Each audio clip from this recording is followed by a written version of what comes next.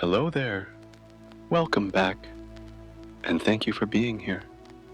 Before we begin, let the weight of the day slip quietly away.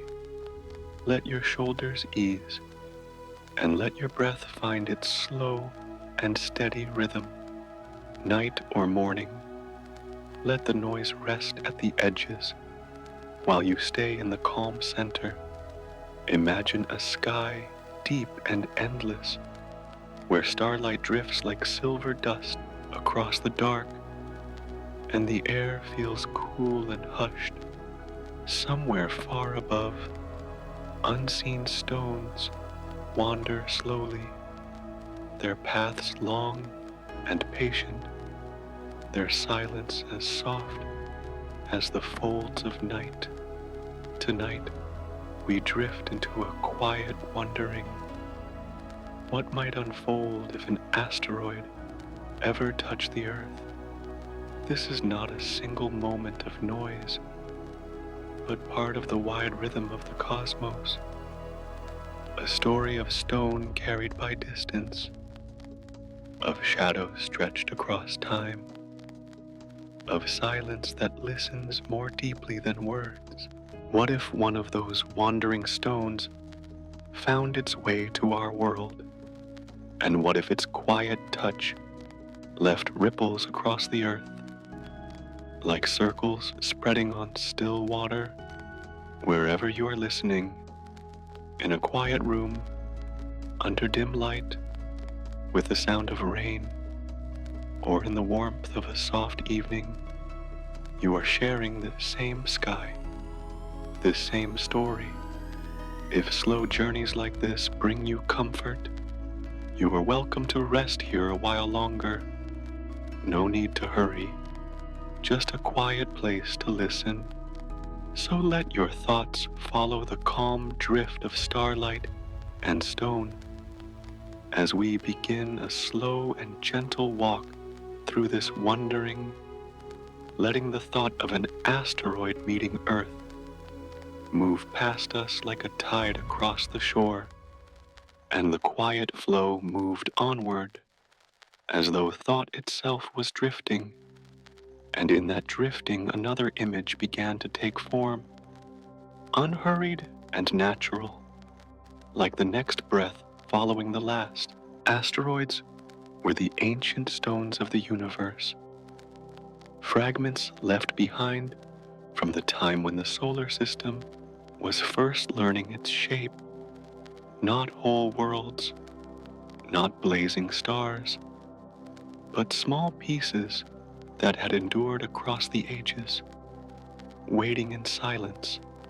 Their presence carried the memory of beginnings, as though each fragment was a page from an older book, folded but never lost, drifting in the long current of space. To imagine them was to imagine time itself, scattered into stone, each one a reminder that nothing in the cosmos is ever truly gone, only transformed and set adrift. They circled quietly, orbit after orbit, like dry leaves upon a dark and endless river, turning slowly, never hurried, always patient in their movement. The river that held them was vast, the river of space itself, with no shore, no boundary, only the quiet weaving of gravity guiding each piece in its long wandering. Some asteroids gathered together in wide belts, gentle gatherings of stone held in balance, while others drifted alone, crossing paths with planets from a distance, unseen and almost forgotten.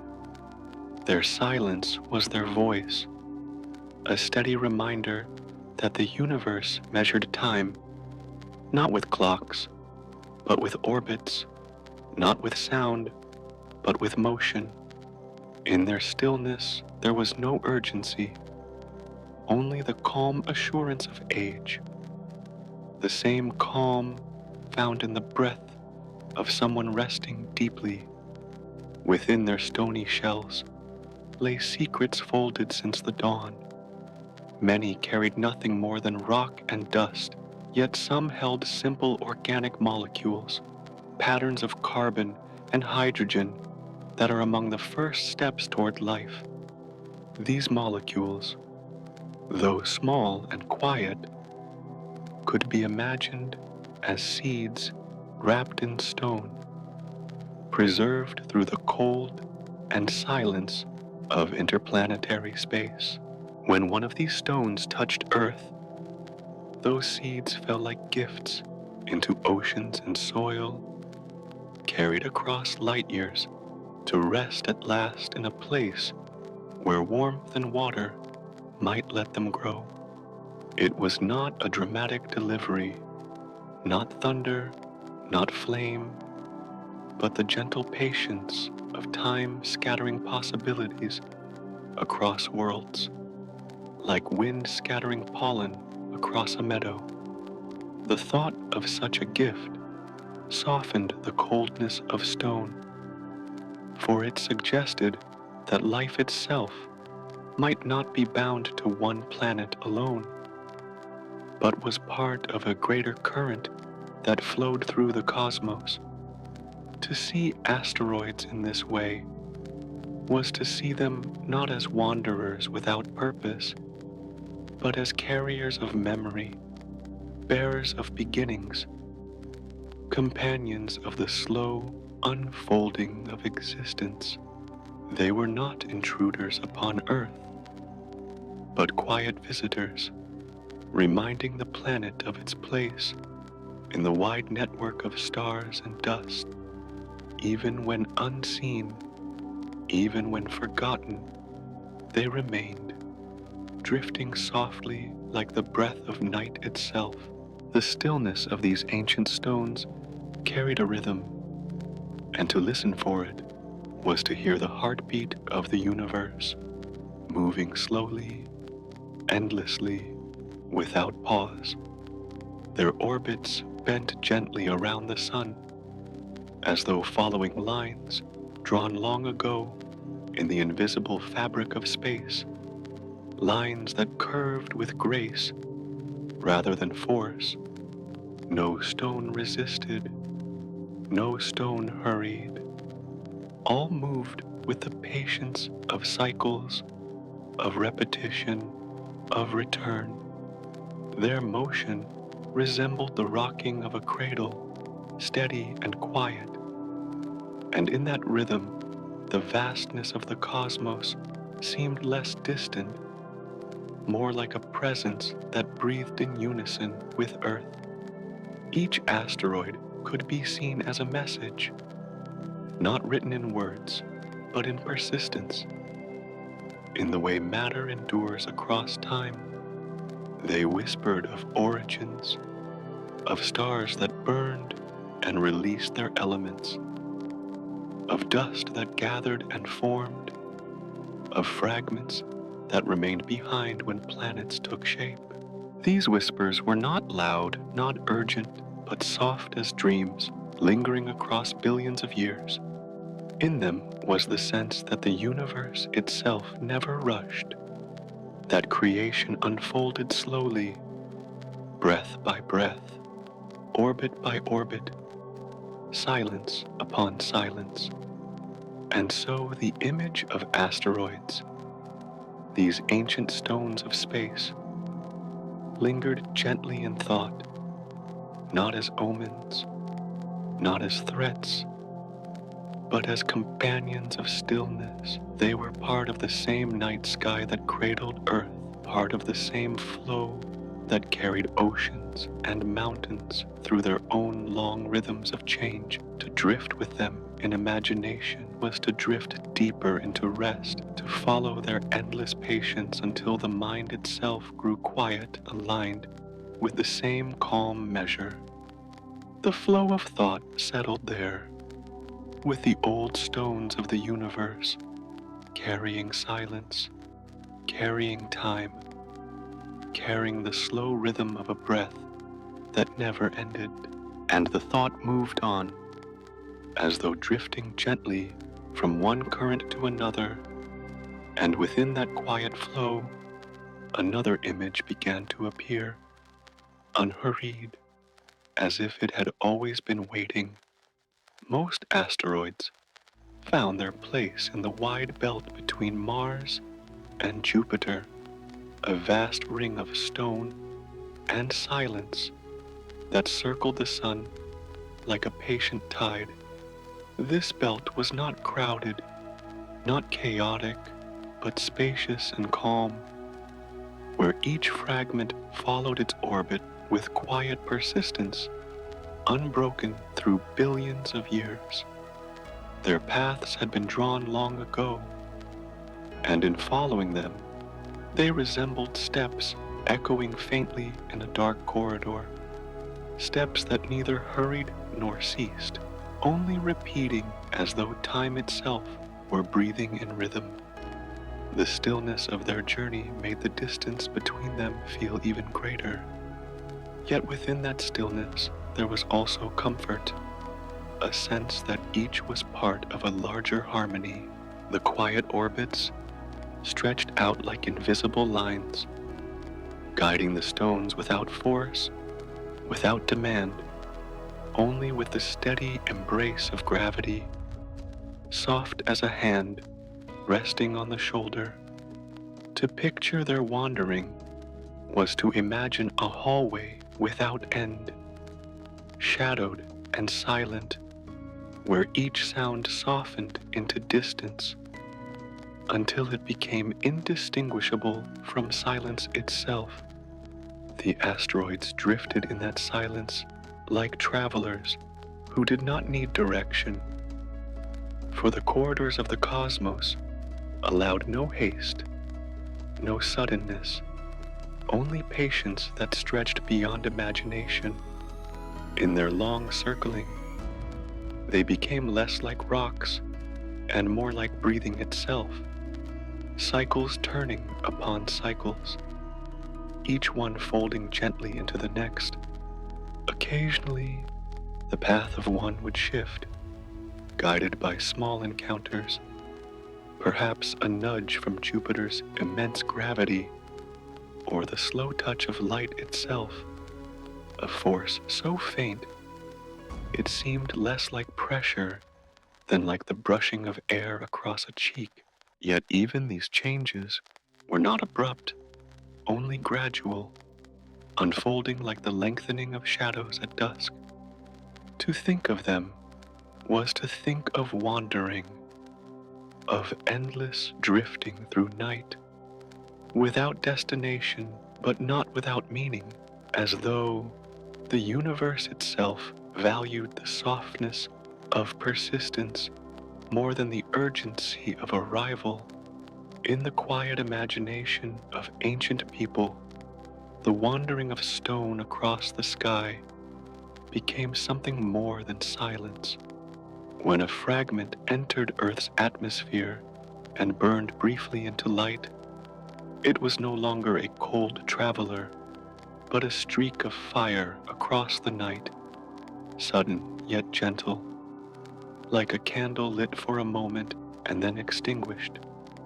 These falling sparks were called shooting stars, and in Greece long ago, they were believed to be wandering souls, crossing the heavens to deliver blessings to those who still remained on Earth. Each flicker of light was seen as a message, a reminder that the boundary between the sky and the ground was not absolute, but porous, open, and alive. The belief did not disturb the night, but softened it, turning a brief flash into comfort, into connection. Even today, the sight of a meteor can bring the same quiet impulse to make a wish, as though the sky itself is listening, as though the dark corridor of space holds not emptiness, but presence. The light may last only a breath, but it lingers in memory, unfolded into the rhythm of thought, like a ripple that continues long after the stone has sunk beneath the water. Such images remind that the journeys of asteroids are not entirely hidden, not entirely silent, but sometimes become moments of beauty that drift gently into human stories, carried forward like whispers through time. The thought of the asteroid belt remained, wide and steady, a band of stone circling endlessly, patient as the orbit of planets, soft as the turning of tides.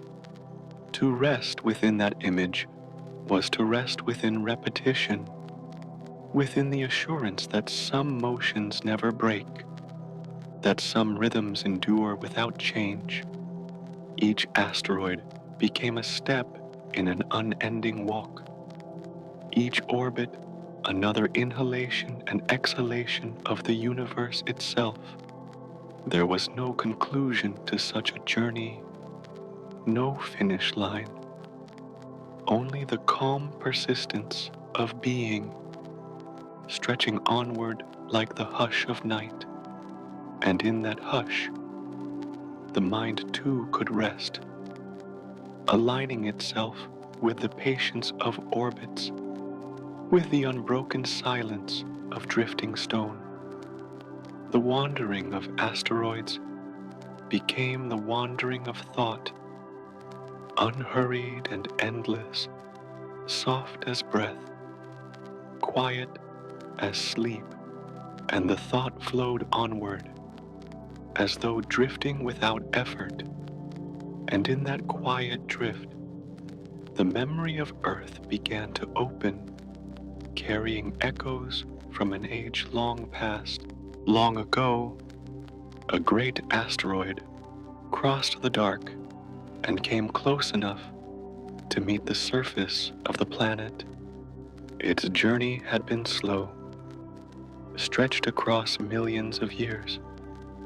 Yet when its orbit aligned with Earth, their paths touched, and the touch left a mark that still lingers today.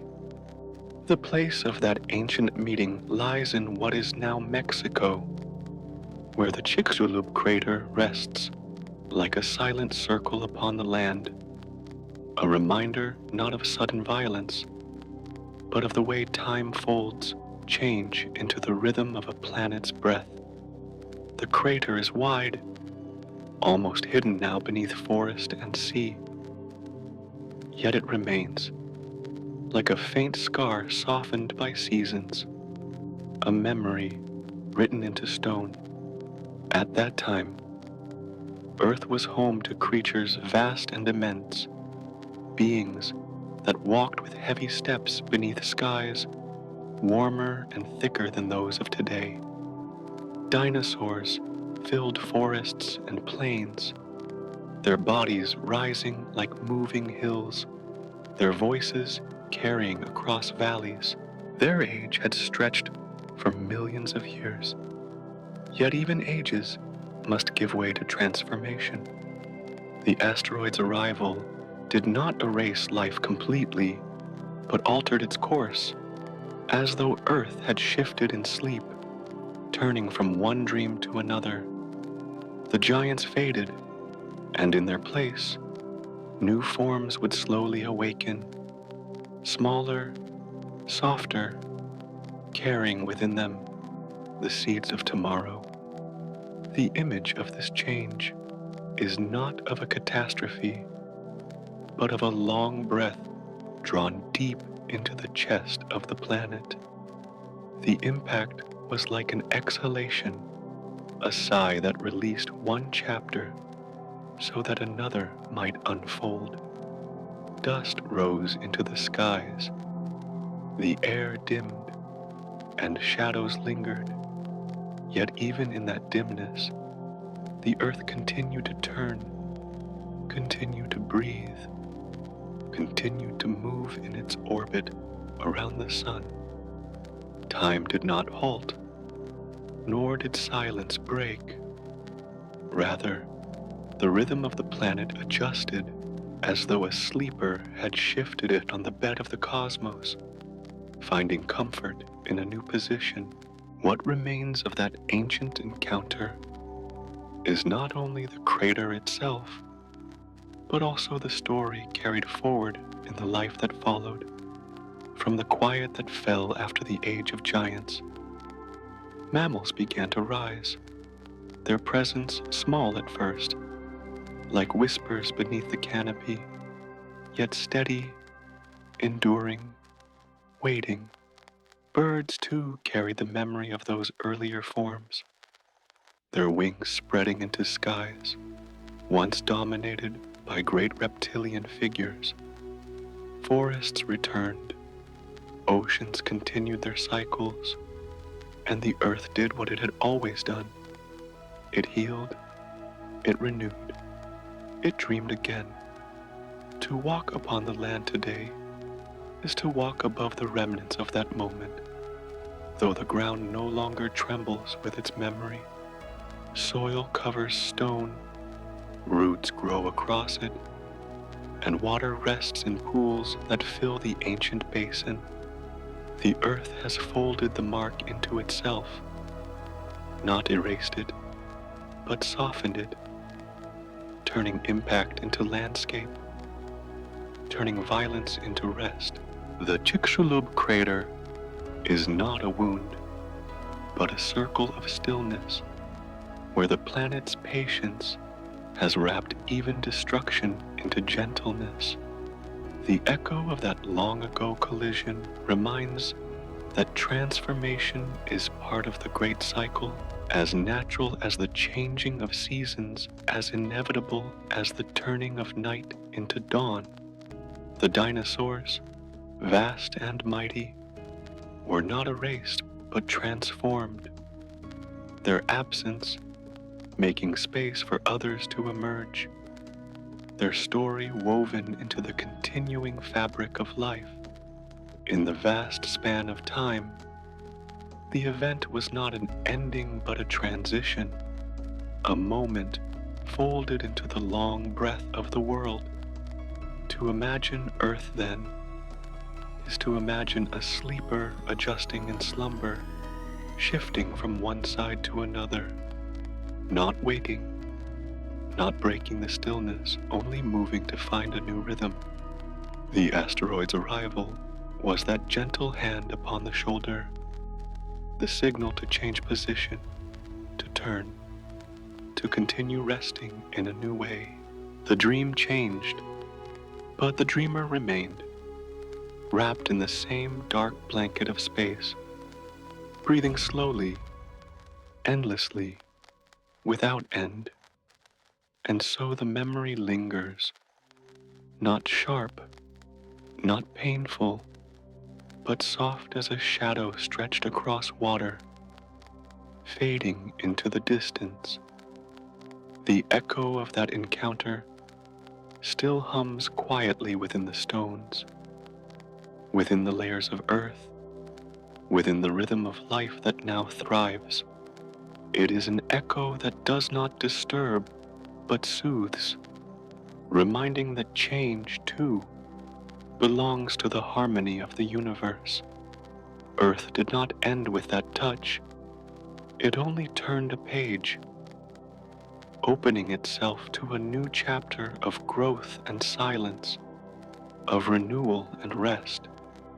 And the thought, carried on the same slow breath, drifted onward again, as though the echo of earth had given way to the deeper silence of the skies. And the thought moved quietly onward, as though the rhythm of earth's memory was folding back into the wider hush of the sky. In space, there is no sound, only darkness, stretched without end, and the slow drifting of stone along invisible paths.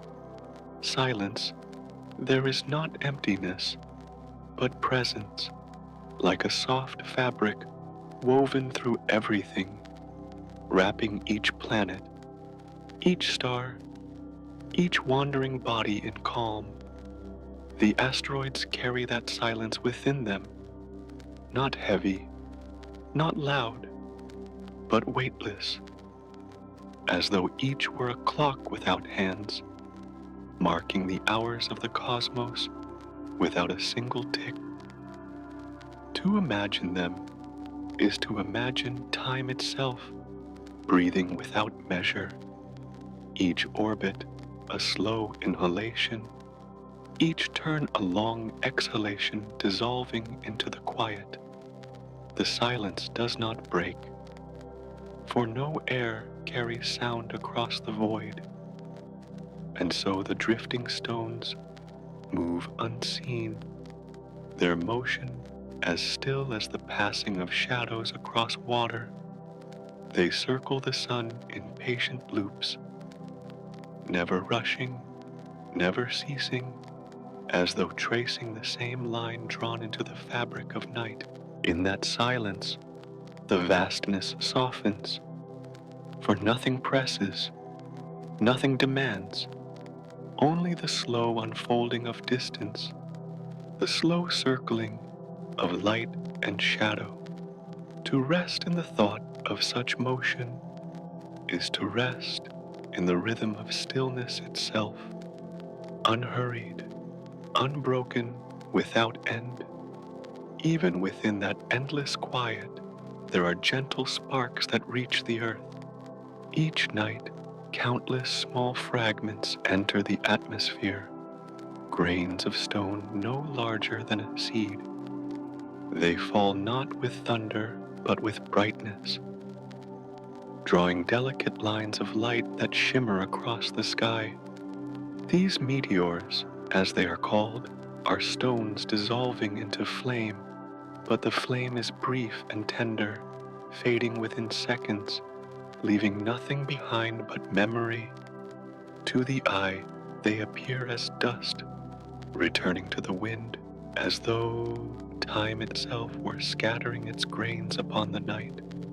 To watch such a spark is to feel the hush deepen, for the light does not disturb but soothe. It is like the flicker of a candle before it goes out, a soft glow surrendered back to the dark.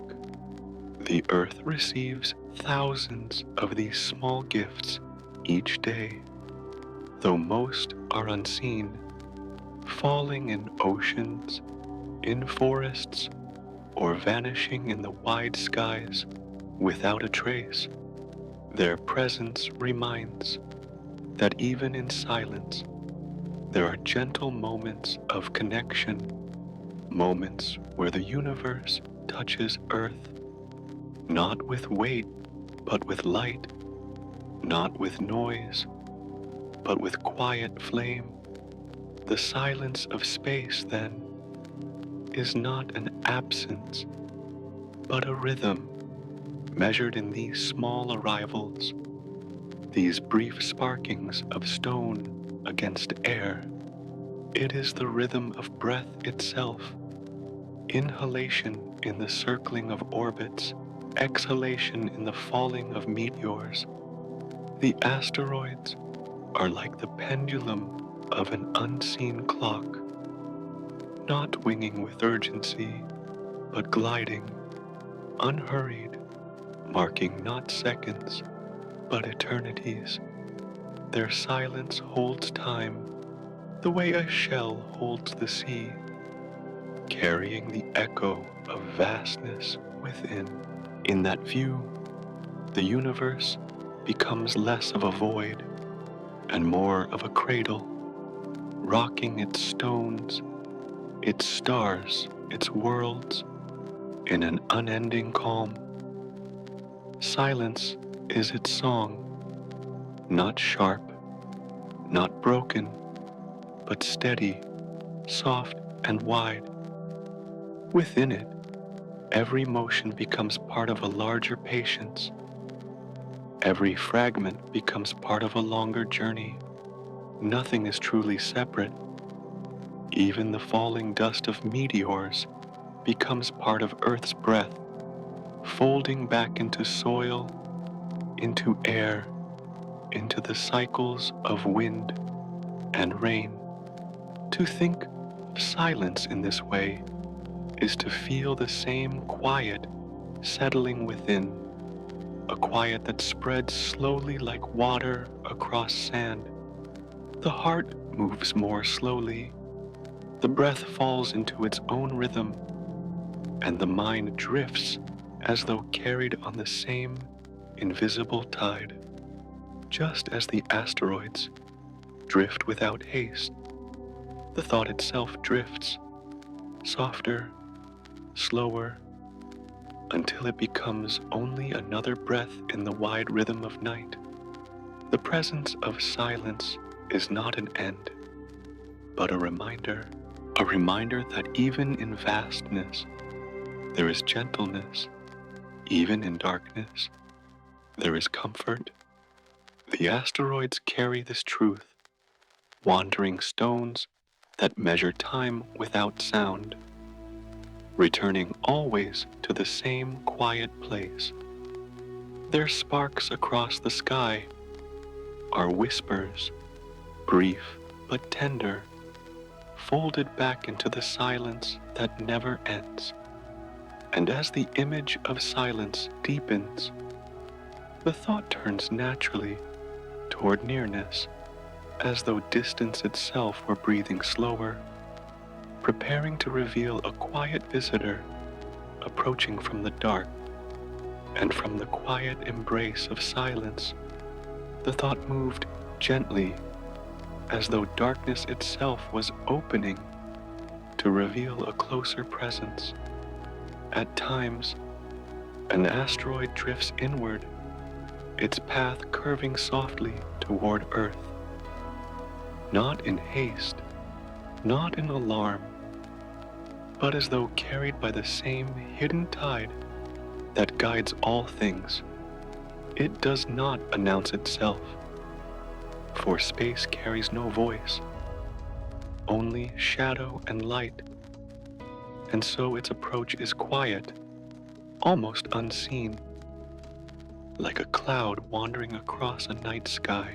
Scientists observe these wanderers, calling them near-Earth objects, yet even in such names, there is no weight of danger, only the patient tracing of orbits, lines drawn long ago in the fabric of space. They are visitors, not invaders, their paths written like chapters turning slowly in a book that never ends. In most cases, the approach is not a meeting, but a passing. The asteroid drifts by, distant yet near, its presence felt more in imagination than in sight.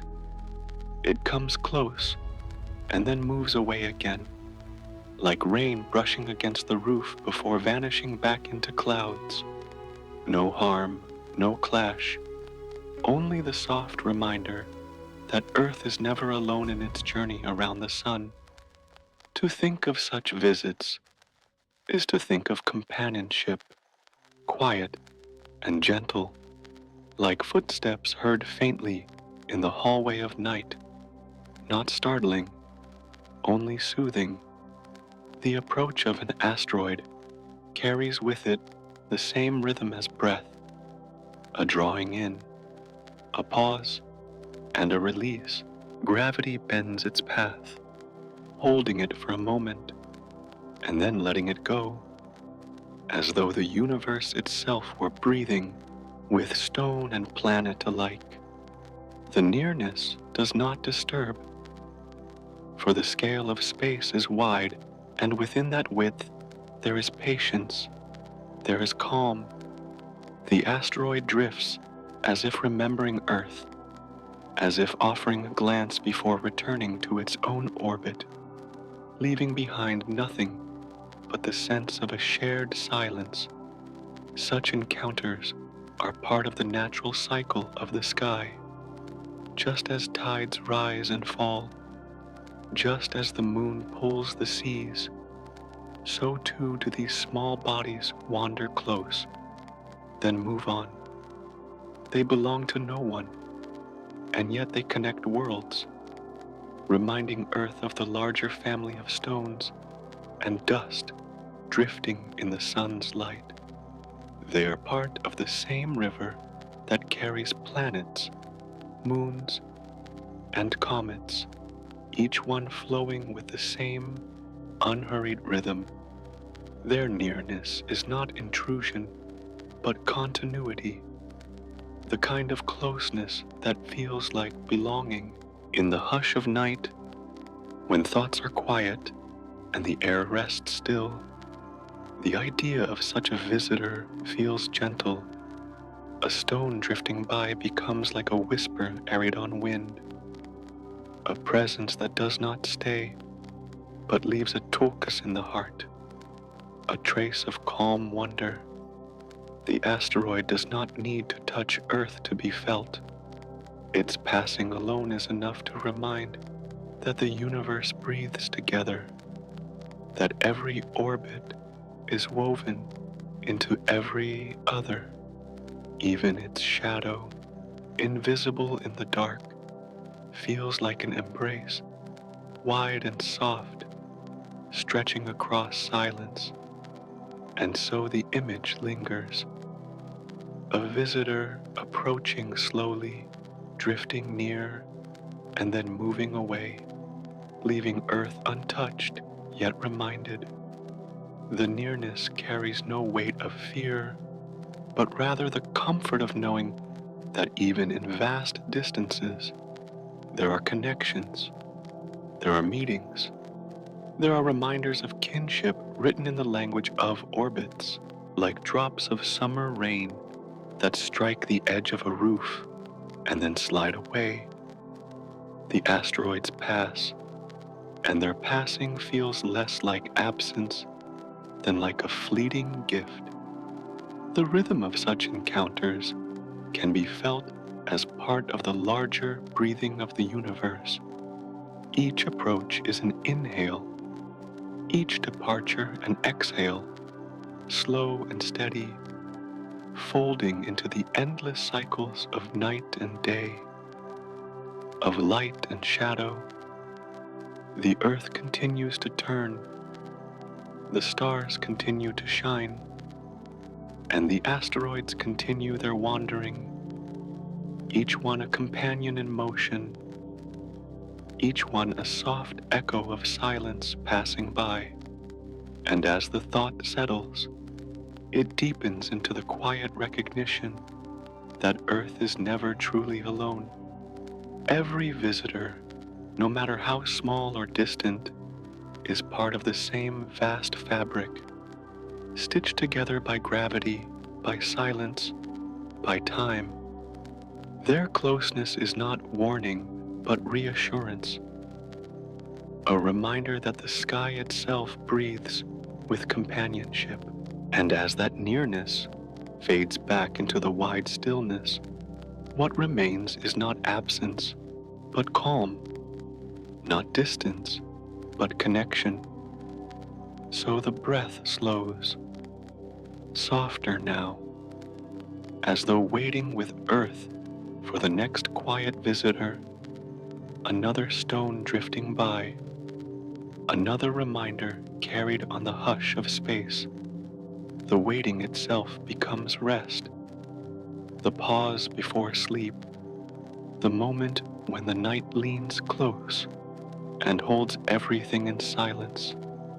And from the drifting thought of silence, another image began to unfold, quiet and natural, as though the night itself were ready to open a brief light upon its dark canvas. When a fragment of stone from space enters the atmosphere of Earth, the thin veil of air becomes its companion, brushing against its surface, creating heat through friction. Yet even the word friction feels heavy. In the still imagination, it may be pictured as a soft touch, the atmosphere meeting the stone like hands meeting in passing, a gentle resistance that turns into brightness. The stone, no matter how small, begins to glow, not with a roar of flame, but with the delicate radiance of a spark born in stillness. This is the moment when a meteor appears, a brief streak of light across the quiet dome of sky, simple and fleeting, like the sigh of a candle before it fades. The glow travels only for an instant, but in that instant, the sky changes, as though the vastness above had chosen to write a single, bright line across its darkness. People have called such a light a shooting star, though it is not a star, only a fragment burning softly into nothingness. Still, the name remains, for the name itself carries poetry, and poetry often lingers where science leaves silence. To see one streak is to feel the night stir, to feel the hush deepen, as though the sky itself had leaned closer. The line appears, travels its short distance, and disappears, leaving behind only memory. Through centuries, eyes have lifted at such moments, and hearts have whispered wishes. There is no rule, no command that a wish must be tied to a meteor's passing, but the instinct remains, soft as breath, quiet as prayer. To witness the sudden stroke of light has always carried the sense that the heavens had opened, however briefly, and in that opening, something might be heard, something might be granted. The wish may fade like the light, but it lingers within the one who wished, carried inward like an ember resting within the dark. The science behind the streak is simple, for most meteors are small, no larger than grains of sand. Yet the simplicity itself becomes part of the wonder. To think that a piece so small, traveling so far, can write its light upon the sky is to think of seeds carried on wind, scattering across distances, settling where they will. The atmosphere embraces them, holds them for a moment in fire, and then lets them go, letting them dissolve into the air, into the cycle of Earth itself. The process is not violent, but natural, like the falling of leaves into water, each one sinking, each one disappearing, but each one leaving behind a ripple that carries outward. And in those ripples of memory, stories have always grown. In many cultures, the streak of a meteor was thought to be a message, a sign, a soul crossing the heavens. The Greeks once imagined wandering spirits sending blessings, while in other places, people believed that the sky itself was listening in those fleeting moments, listening to the quiet desires of human hearts. These myths did not disturb the science, nor did science erase the myths. Instead, they folded together, both carrying the same sense of wonder, both seeing in the light a chance to connect the earth below with the vastness above. The fleeting nature of the meteor is what gives it its gentleness, for if it remained, it would no longer be a whisper but a flame, and flames do not comfort in the same way as whispers do. The briefness is its gift, the reminder that not all beauty lingers, and that some beauty is meant to appear only for a breath, then dissolve. To see it is to learn the value of impermanence, the way dreams pass through the mind. leaving no weight but still shaping the memory of night. The sky, vast and unbroken, continues its silence after the light fades, and yet the silence feels different, richer, as though it has accepted something, as though it has listened. Each streak is not only a burning stone, but a moment of shared attention, the universe leaning close, the earth breathing out, the observer breathing in. In that exchange, calm deepens, and the night itself becomes a cradle for rest. And so, the thought of meteors lingers, not as alarms, not as warnings, but as reminders, reminders that even the smallest fragments of matter can bring light, reminders that wishes may find their place in the simplest of moments, reminders that the sky is never empty, but alive with brief gifts. They are sparks that carry no demand, only presence, passing like soft dreams across the fabric of night. The glow fades, the darkness returns, and yet the rhythm remains, steady as breath. One streak, then silence, then another streak, perhaps, far away, then silence again. The cycle does not rush, does not tire, but continues as it always has, scattering sparks across generations of nights.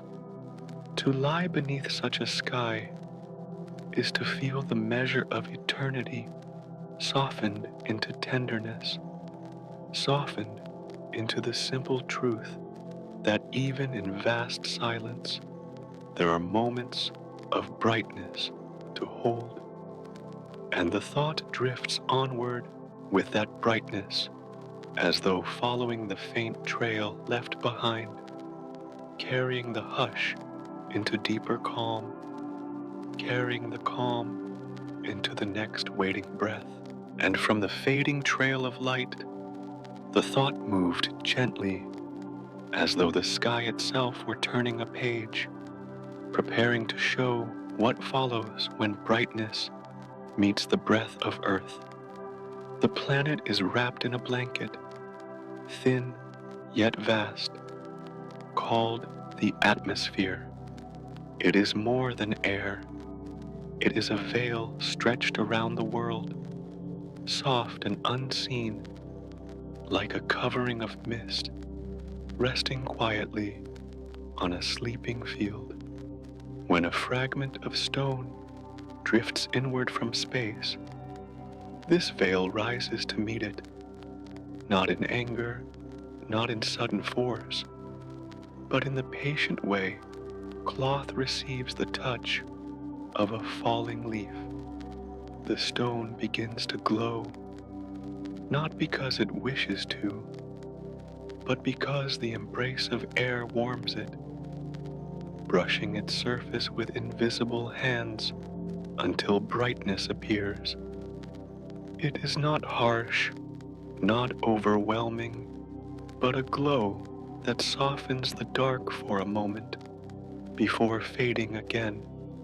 The atmosphere holds most of these visitors for only a breath. Small meteors dissolve completely, their bodies burning away as though returning to dust, never reaching the ground. To imagine this is to imagine a spark rising from wood, glowing briefly, then vanishing into night air without trace. The earth accepts them not as threats, but as passing whispers, letting them shine and then dissolve, leaving nothing behind but memory. In this way, the blanket of air becomes not only protection, but comfort, a quiet guardian that keeps the surface calm. To think of the atmosphere as a shield may sound heavy, yet it can also be thought of as a gentle coverlet, drawn across the face of a sleeper. It does not block the dream, it softens it. It does not halt the motion of the cosmos, it slows it into tenderness. The meteors that fall are like dreams themselves, bright for an instant, then fading into the same stillness from which they came. The blanket of earth receives them, folds them into warmth, and lets them go, like breaths dissolving into the night. The flame that appears as a meteor burns is not violent, but fragile.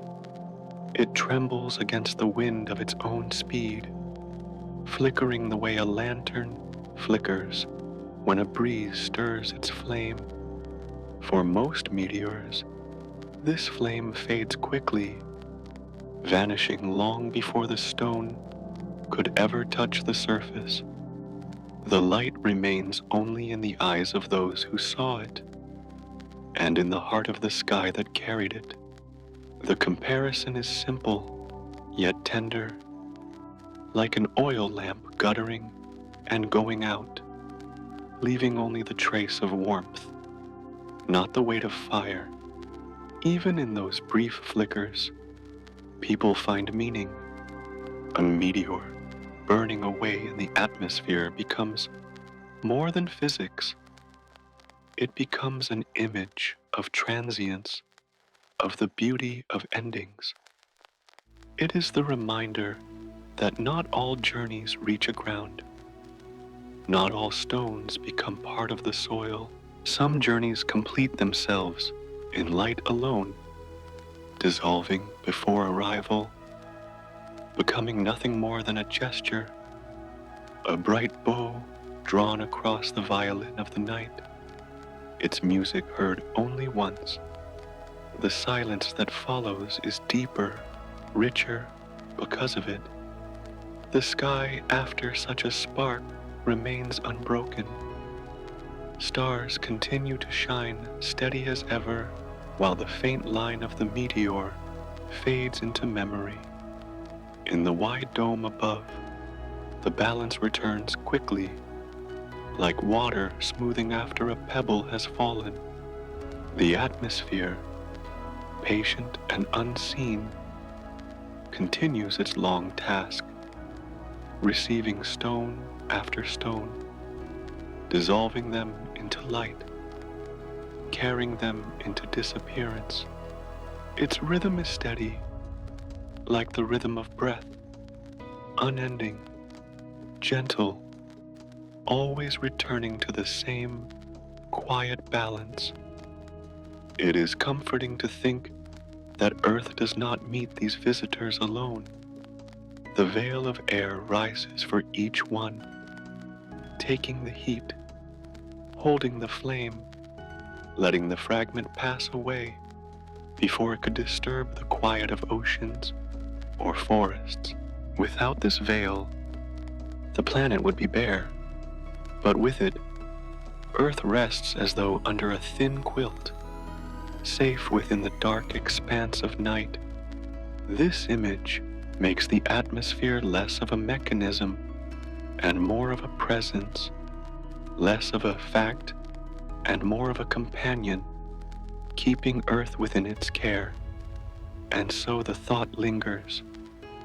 Meteors fall, flames rise and fade, silence returns, and the blanket of air continues to breathe with the planet it surrounds. Each falling stone is a moment of light folded into stillness, each flicker a reminder that even endings can be gentle. Nothing lingers that is not meant to linger. Nothing disrupts what is meant to rest. The earth continues to turn beneath its coverlet, and the sky continues to receive each visitor with the same patience. As the mind rests with this image, it begins to slow, like the fading of the flame itself. One breath, then another, steady, calm, aligned with the rhythm of the sky. And as the quiet grows, the thought moves onward once more, following the gentle ripples that remain after light fades, as though carried to the next waiting image. And from the fading glow in the sky, thought drifted downward, as though following the quiet path of a stone that did not burn away, a stone that continued until it touched the waiting earth. When a meteor is large enough, the embrace of the atmosphere is not enough to dissolve it. The fragment of ancient rock continues its journey, reaching the surface, and in that meeting, a circular mark is left behind. This is called an impact crater, though the word itself can feel too sharp, too sudden. In imagination, it may be softened into the image of a bowl pressed gently into sand, a shape carved not in anger but in arrival, a round imprint that lingers quietly upon the skin of the planet. The earth does not resist, it receives, and in receiving it remembers. The touch of such a stone creates waves that move outward, rippling across the ground in patterns that can be likened to the rings upon water when a pebble falls into a still pond. These waves do not remain forever.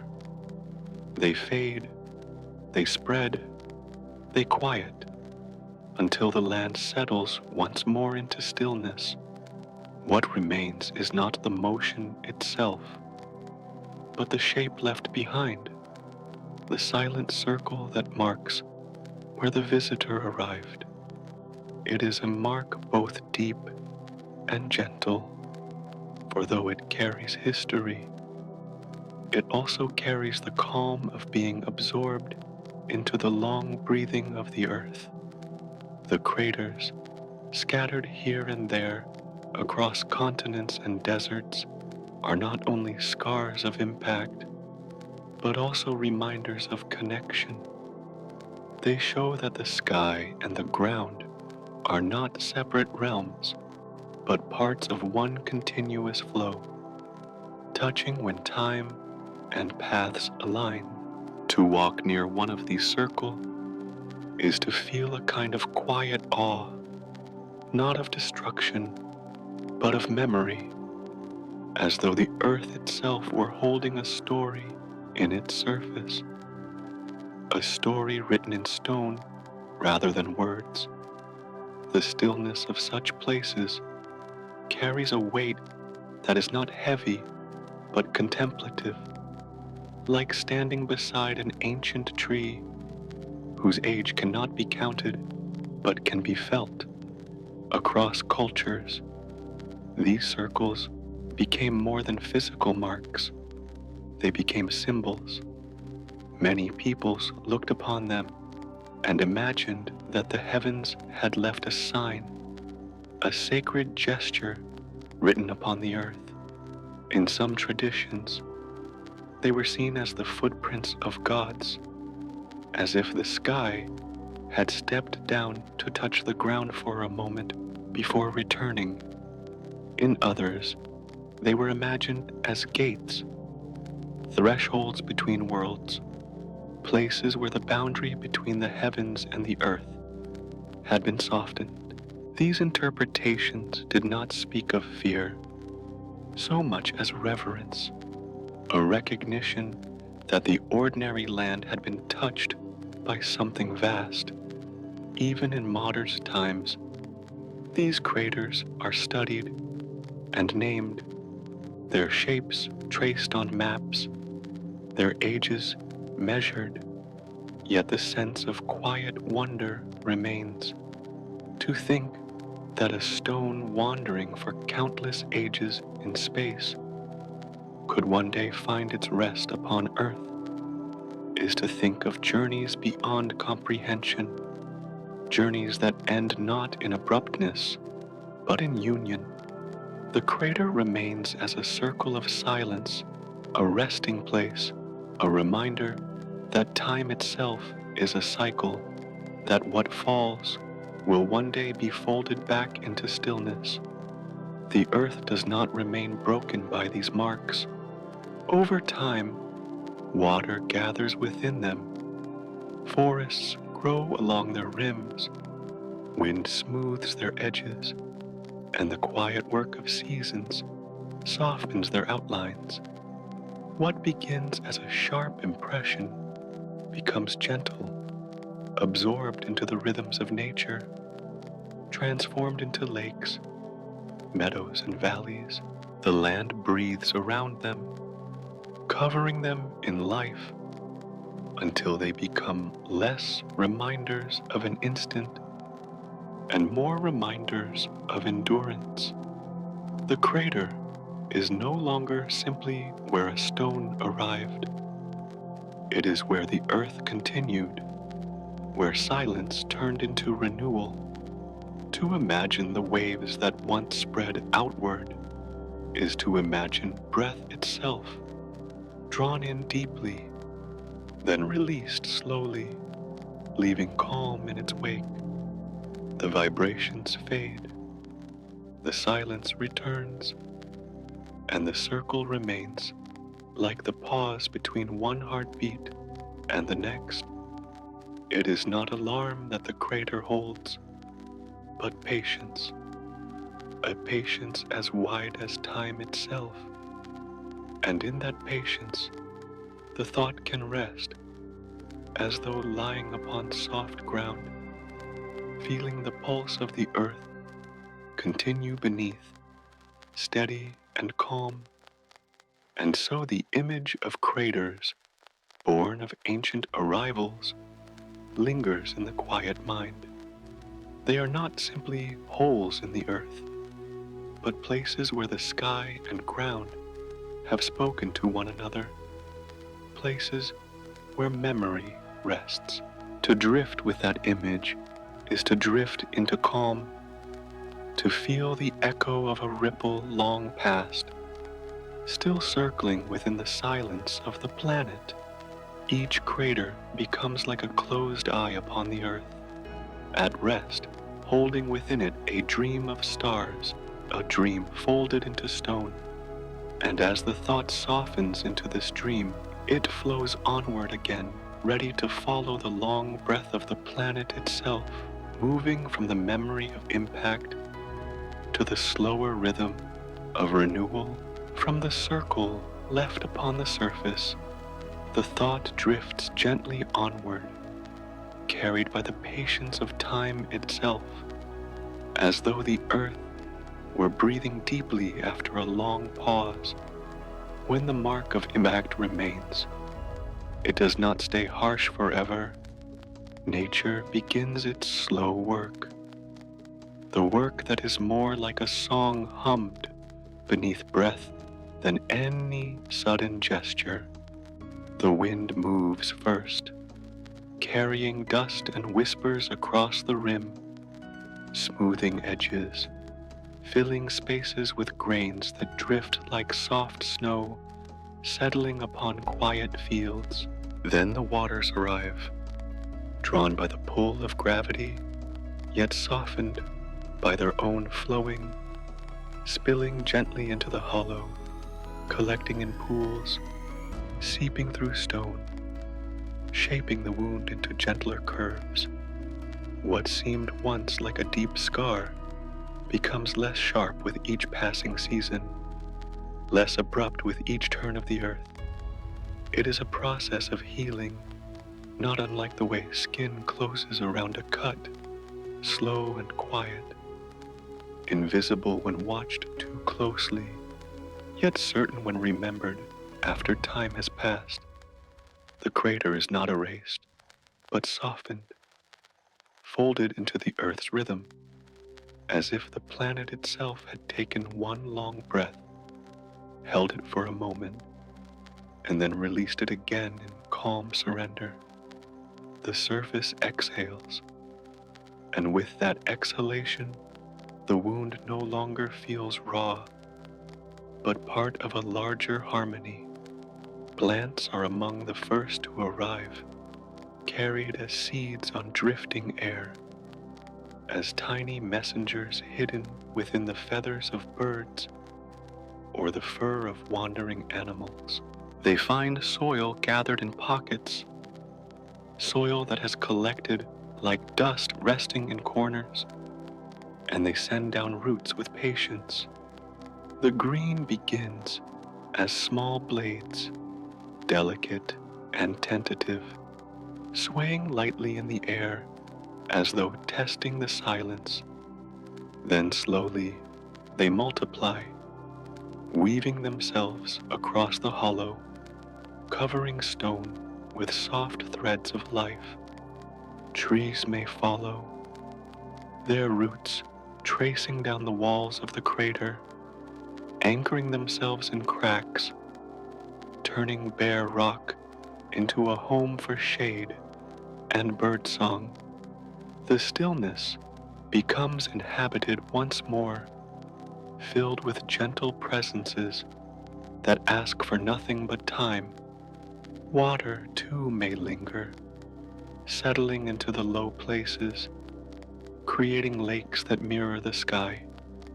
These waters become sanctuaries, welcoming reeds along their edges, fish beneath their ripples, insects dancing upon their surface in the light of dusk. What was once an echo of fire and fall becomes a reflection of the heavens, a circle of sky resting quietly upon the ground. The wound has become a mirror, a calm reminder that even after upheaval and shock, stillness returns, and the earth continues its slow breathing. Each step of this quiet repair is drawn out across centuries, across millennia, unfolding so gently that the changes are rarely noticed in their making. Yet they are steady as the rhythm of a sleeping breath, as steady as the pulse beneath the skin. The planet does not rush, it does not resist, it only receives and transforms, turning disruption into renewal. To think of this patience is to feel the heaviness of the eyelids sink into rest, to let the thought of slow healing lull the mind into ease. Cultures that came upon these softened craters often found them places of wonder. Not only were they signs of the sky's visit, but they were also places where nature had shown its endurance, turning memory into meadow, silence into song. The sacredness felt in such places was not only in their origin, but in their persistence, the way they became part of the earth's quiet breathing once again. To stand within them was to stand inside the planet's slow exhale, to feel part of something older and calmer than words could carry. And so the planet breathes, long and steady, through impact and through healing. The craters become part of valleys, forests, lakes, and grasslands, their sharpness gone, their stillness deepened. Time folds them back into the land until they seem less like wounds and more like resting places, circles of memory softened into the earth's embrace. They remain, but they remain as whisper, not shouts, as pauses in the song rather than endings. To rest with this thought is to rest within the rhythm of nature's patience. It is to feel that every mark, every echo, every scar is drawn slowly back into balance, softened by breath, carried by silence. What the sky once gave in fire, the earth takes back in calm, and what seemed violent is folded into stillness. And in that stillness, The mind may drift like dust upon the air, like leaves across a pond, moving slowly, settling gently, until all becomes part of one long exhale and one long return to quiet. From the breath of healing, the story drifts softly onward, as though the earth itself were preparing for another long exhale, returning to its steady rhythm once more. After light and trembling waves, the planet finds its calm again. The surface rests, the waters settle, the air clears as though washed by unseen hands. Silence spreads, not the silence of emptiness, but the silence of completion, the kind that follows a song when the last note has faded, yet still lingers in memory.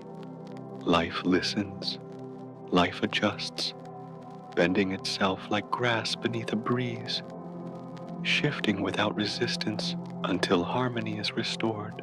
The balance is not forced, it is allowed, as natural as the way night follows day, as soft as the way shadows stretch at dusk. The sky comes clear once more, transparent and endless, a blue sheet in the daytime, a velvet cloak scattered with stars at night. Clouds drift like slow breaths across the dome above, unhurried and weightless, moving in patterns that repeat, yet never remain the same. The air feels light again, holding no trace of the fire that once crossed it, carrying instead the cool whisper of wind, the faint murmur of rain, the gentle hum of continuity. It is as if the atmosphere, fragile yet protective, had drawn its blanket tighter around the planet, keeping it safe, keeping it steady, keeping it wrapped in the quiet rhythm of its own patience. On the ground, where once the sound of impact had rolled like thunder, stillness spreads again. Soil breathes in moisture, rivers resume their flowing, animals return to their wandering, forests deepen their roots, seas cradle their tides, mountains keep their silent watch. The planet moves forward without rush, carrying scars as memories, but no longer as wounds, wearing them like patterns etched into skin. Part of its story, part of its being. Nothing is erased, and yet everything becomes softened, blended into the ongoing music of time. Life itself, fragile and resilient, bends and reforms. Some lives may pass, others begin, and together they create the endless turning of the cycle. Creatures learn new paths. Plants grow in new directions. Waters carve new ways through stone. And all of it feels as though guided by a hand too soft to be seen. Change is not disruption. It is flow. It is the way seeds break open to reach the light, the way tides withdraw only to return again. The planet holds this rhythm, and life follows it, adjusting in silence, breathing in balance, and above it all, the universe continues its own unhurried drift. Stars circle in their great orbits. Galaxies rotate with grace.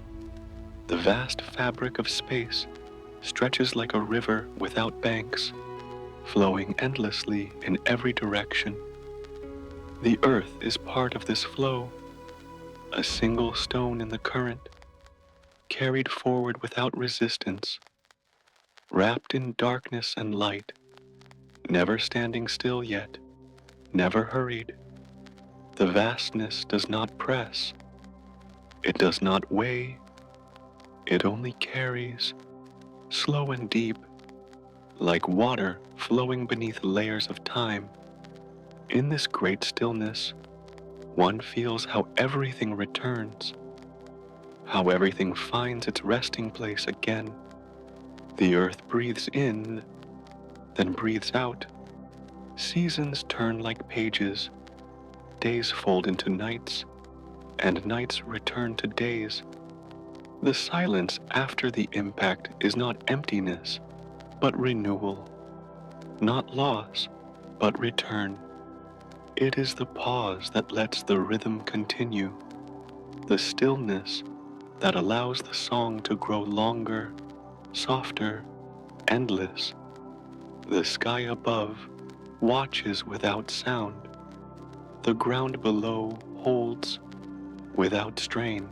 The rivers move, the forests sway, the winds whisper, and all of it is steady, all of it is patient, all of it is calm. What was once fire has become memory. What was once sound has become silence. What was once shock has become breath. The planet holds these truths, not in words, but in its quiet rhythm, in its steady turning beneath the stars. And so the universe drifts on, unbounded, slow, immeasurable. The earth within it rests, breathing with the rhythm of time, steady as a sleeper's chest, quiet as a dream not yet spoken. All is calm again. All is still again. All is part of the long river without shore. From the calm that follows silence, thought drifts naturally toward the patient strength of the earth itself, a strength that lies not in hardness, but in its ability to renew, to soften what has been marked, to breathe again after a long pause. The forests rise first. In the mind, endless lines of trees standing quietly, each one reaching upward as though listening to the breath of the sky. Their leaves open like slow hands, turning sunlight into food, turning air into calm, weaving together a canopy that hums with quiet continuity. Beneath them, roots move unseen, drinking water, sharing strength with soil, binding ground into stillness. The green stretches far, covering valleys and hills, moving like waves of air when the wind arrives. It feels as though the forest itself is breathing, each leaf exhaling slowly, returning the earth to balance. Beyond the trees, the seas take their place, wide and endless. They sway with tides that follow the moon, their motion unhurried, their rhythm unbroken. Each wave rises, folds upon itself, and returns, carrying the memory of the sky above and the pull of the stars beyond. Within these waters, countless small lives move unseen, each one adding to the pulse of the planet, each one part of the quiet song. The ocean does not resist. It absorbs, it heals, it holds the memory of stone and dust, and in holding it, it makes that memory soft. The waters breathe as well, their inhalation at the gathering of tides, their exhalation the retreat that leaves, sand glistening in starlight. The atmosphere, too, surrounds with patience, thin, invisible, yet vast. It stretches around the earth like a veil of silk. Within it, winds drift across plains, clouds gather and dissolve. Rains fall as though whispered from one height to another. It shields and it soothes, catching fire from falling stones, turning them into light, allowing them to fade before they could ever disturb the calm below. The air is always present, always moving, like a blanket drawn across the body of a sleeper, not heavy, not firm, but gentle and protective, breathing in and breathing out.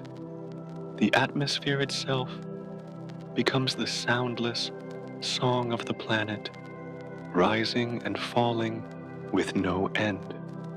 Together, forest, ocean, and air weave the rhythm of renewal. They do not erase what has been marked. They fold it into balance, covering wounds with green, smoothing hollows with water, softening edges with time. The earth does not resist its history. It accepts, and in acceptance, it transforms.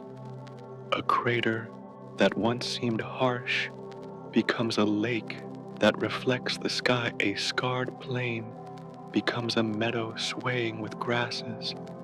Even the air carries away the memory of fire, scattering it into blue, letting it vanish into distance. What was once impact becomes continuity. What was once silence becomes song. To imagine this patience is to feel the weight of breath itself. Each inhale draws in what has been broken. Each exhale releases it into calm. The cycle never ends, for forests continue to grow, seas continue to rise and fall, and air continues to move with infinite tenderness.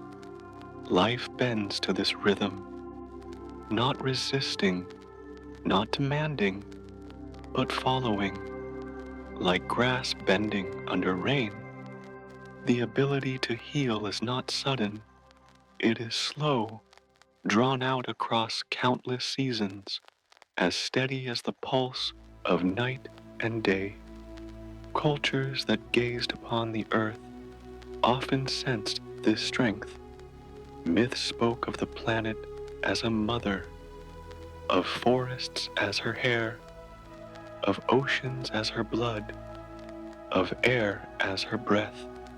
These were not explanations of science, but whispers of reverence, a recognition that Earth does not end with impact, but flows through it, absorbing and renewing.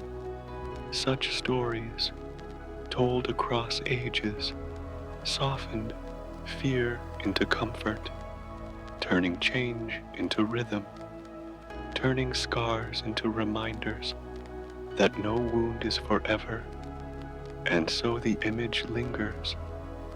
The earth, wrapped in green, covered by blue, encircled by air, always breathing. Rains fall like sighs, winds drift like whispers, waves move like the rise and fall of a chest in sleep.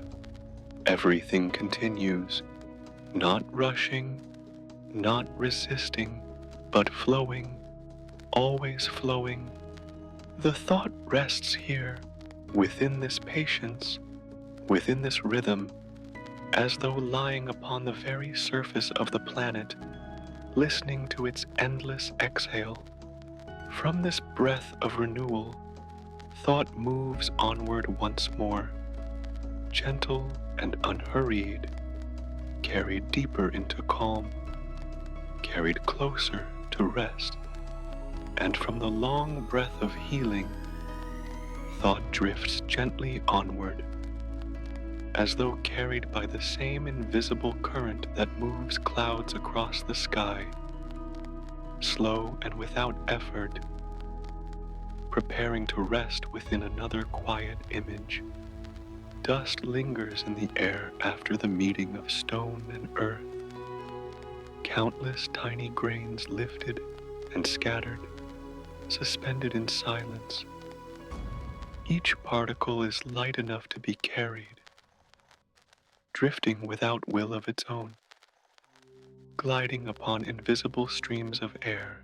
They do not fall all at once, but descend slowly, as though the atmosphere itself were whispering them back to the ground. The sky, softened by this veil, dims for a while, its brightness muted, its edges blurred, like light seen through thin cloth. The quiet is not absence, but pause, a moment when the world seems to inhale and hold its breath, and then, as time lengthens, the particles begin to thin, each one surrendering its place in the air, each one folding back into soil, into water, into the hidden corners of the land. The veil becomes lighter, the dimness lifts, the sky opens again, sunlight returns gently, not as a blaze, but as a gradual widening of brightness, spilling across the horizon, touching the tops of trees, glimmering upon the patient skin of rivers. The light does not rush, it does not command, it simply appears, as dawn appears after night, as waking follows sleep. The dust that once veiled the sky becomes part of the earth below, folded into its patient layers. Winds carry it across plains, rains mix it into streams, roots embrace it in the soil. What seemed to obscure becomes nourishment. What seemed to shadow becomes part of renewal. The circle continues, soft and unbroken, each grain finding its resting place once more. The earth does not push it away. It accepts, and in acceptance, the rhythm of calm deepens. The balance returns, as though the planet had exhaled at last, long and slow. To imagine this settling is to imagine sleep itself. Particles drifting downward resemble thoughts dissolving into dreams, falling away one by one until only quiet remains. The sky clears as the mind clears, both washed in stillness, both opening to light that returns without strain. There is no suddenness in this return, no sharp dividing line, only a soft blending, dust into soil, darkness into brightness, silence into soundless light. It is not a change to be witnessed with alarm, but a transition to be felt with the ease of breathing. Cultures across ages have looked upon such moments and sensed something sacred. The return of light after dust has lingered, was often read as reassurance, a sign that the world itself carried endurance, that even after shadow, radiance would return. Stories told of skies that dimmed and skies that brightened again.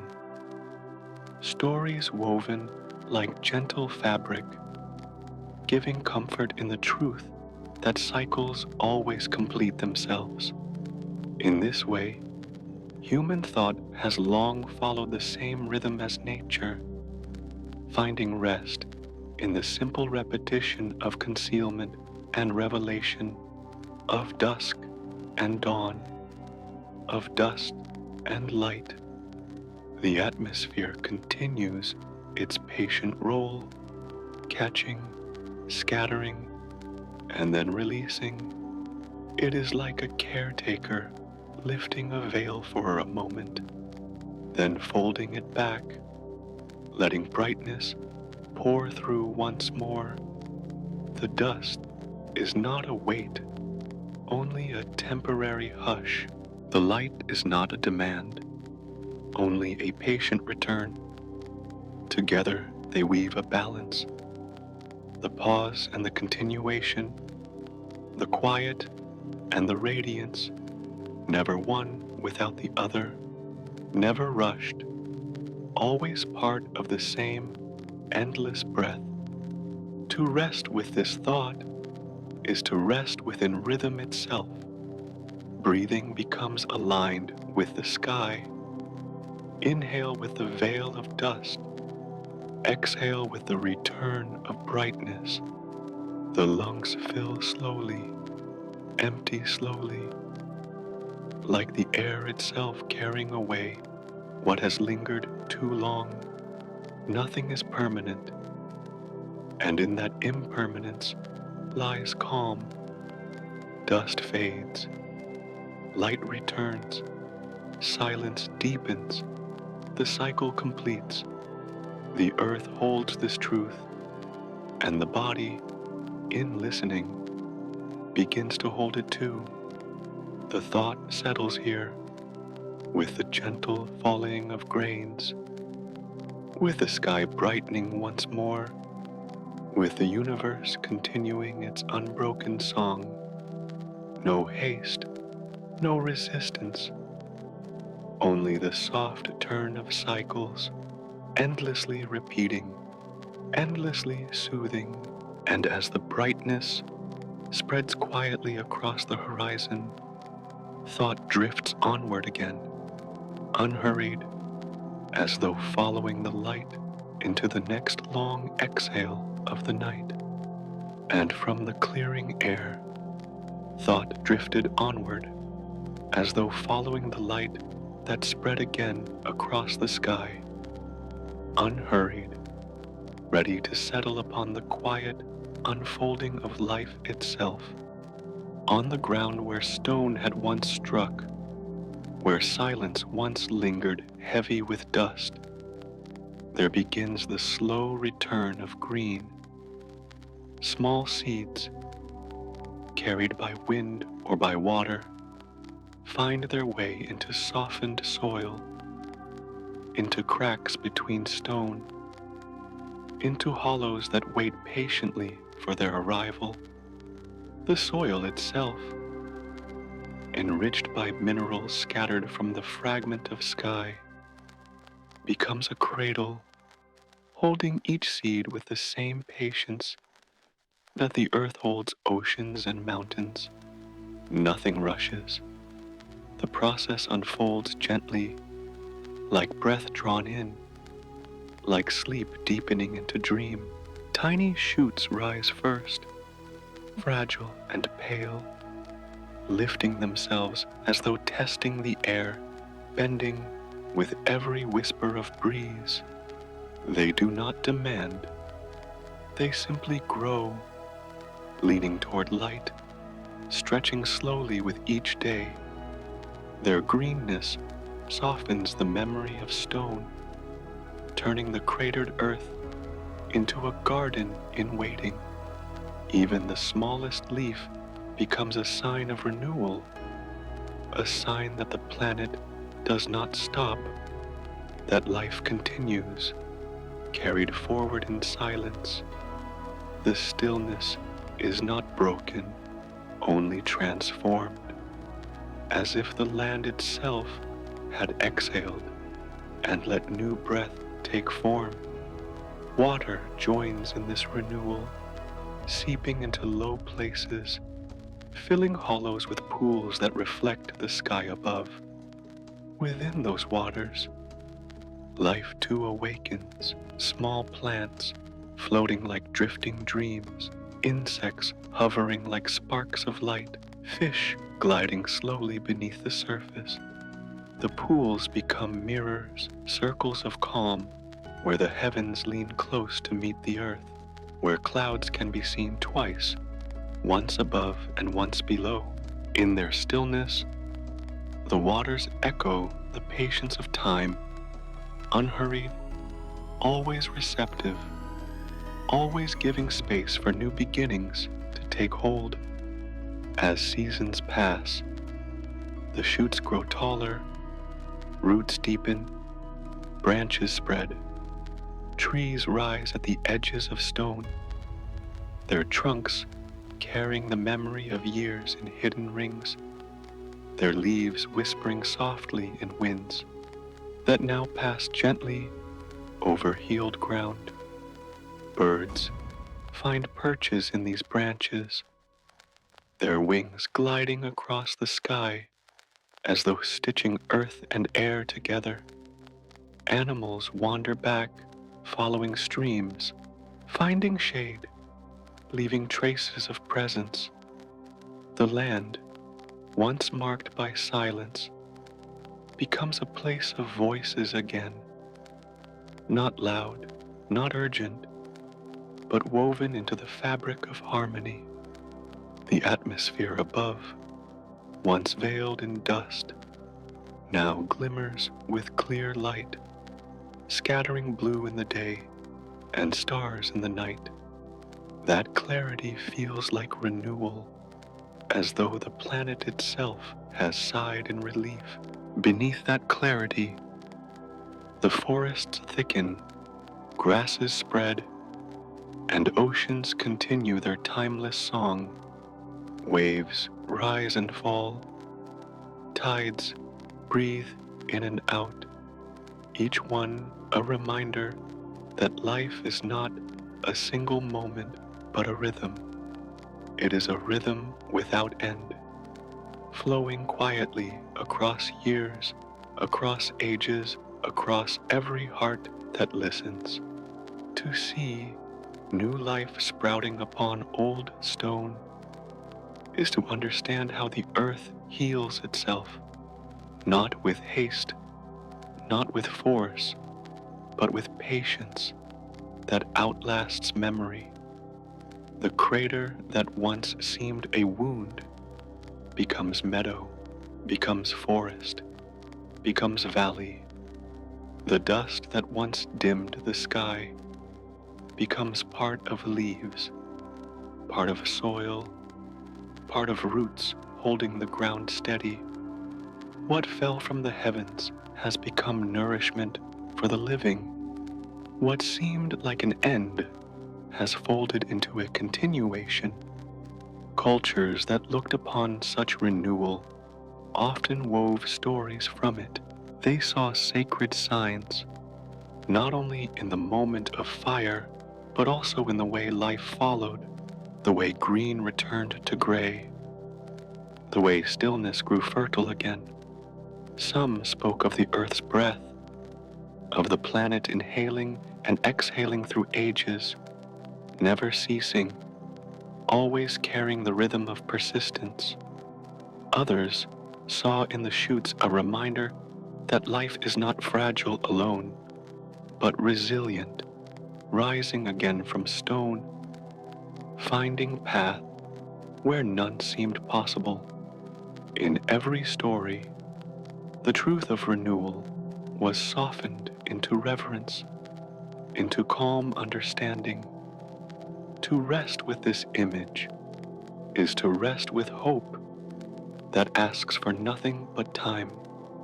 The seed grows without hurry, the tree rises without noise, the water flows without end. Each movement is part of the same breath, inhalation and exhalation, birth and return, silence and song. Nothing remains broken.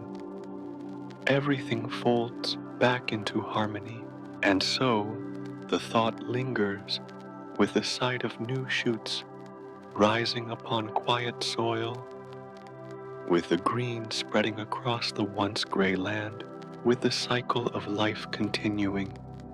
It is a gentle reminder that no mark upon the earth is final, that every silence holds within it the possibility of song, that every breath leads naturally to the next, and as the breath of life deepens, thought drifts once more, unhurried, carried into the next quiet unfolding of the universe, and from the gentle vision of renewal, thought drifted further, carried by the steady rhythm of time, as though the earth itself were ready to unfold another truth that had always been present, quiet and enduring. Across ages, the planet has worn many faces, shifting its surface like a sleeper turning slowly in dream. Continents, once joined together, have drifted apart, carried on the slow current of tectonic plates, as though land itself were floating on a vast sea. Mountains have risen and worn down again. Valleys have deepened. Rivers have carved their long paths through stone. Each change is immense in measure, yet soft in rhythm, unfolding not in moments, but in spans of time longer than any breath could count. The earth has never remained still, but the stillness of its patience makes every change seem calm, like the quiet pulse beneath the skin of life.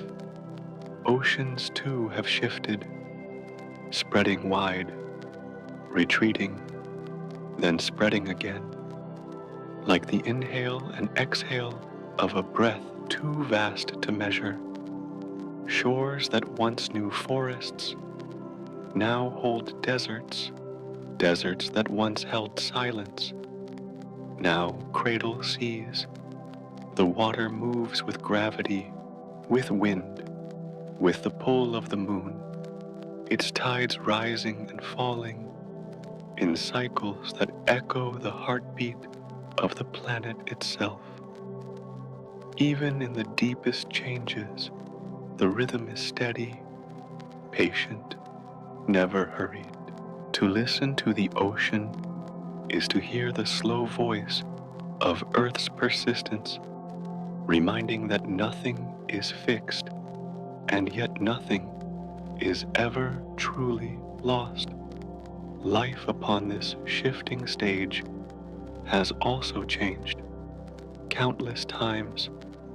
Great forests of ancient ferns once covered the land, giving way to reptiles of immense size, whose footsteps thundered across plains now long forgotten.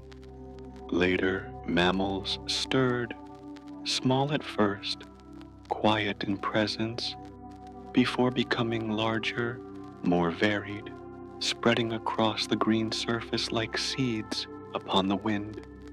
Each age carries its own breath, its own melody, and when one fades, another begins.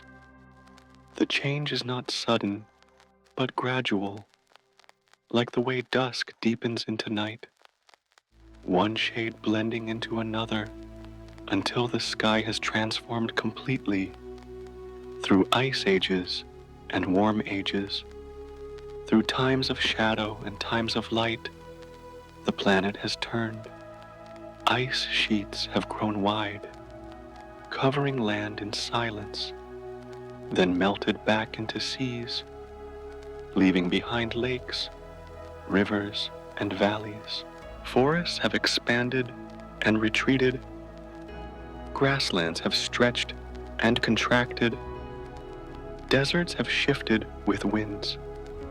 To think of these transformations is to think of a circle, a long inhalation followed by a long exhalation, the earth breathing through its cycles without end.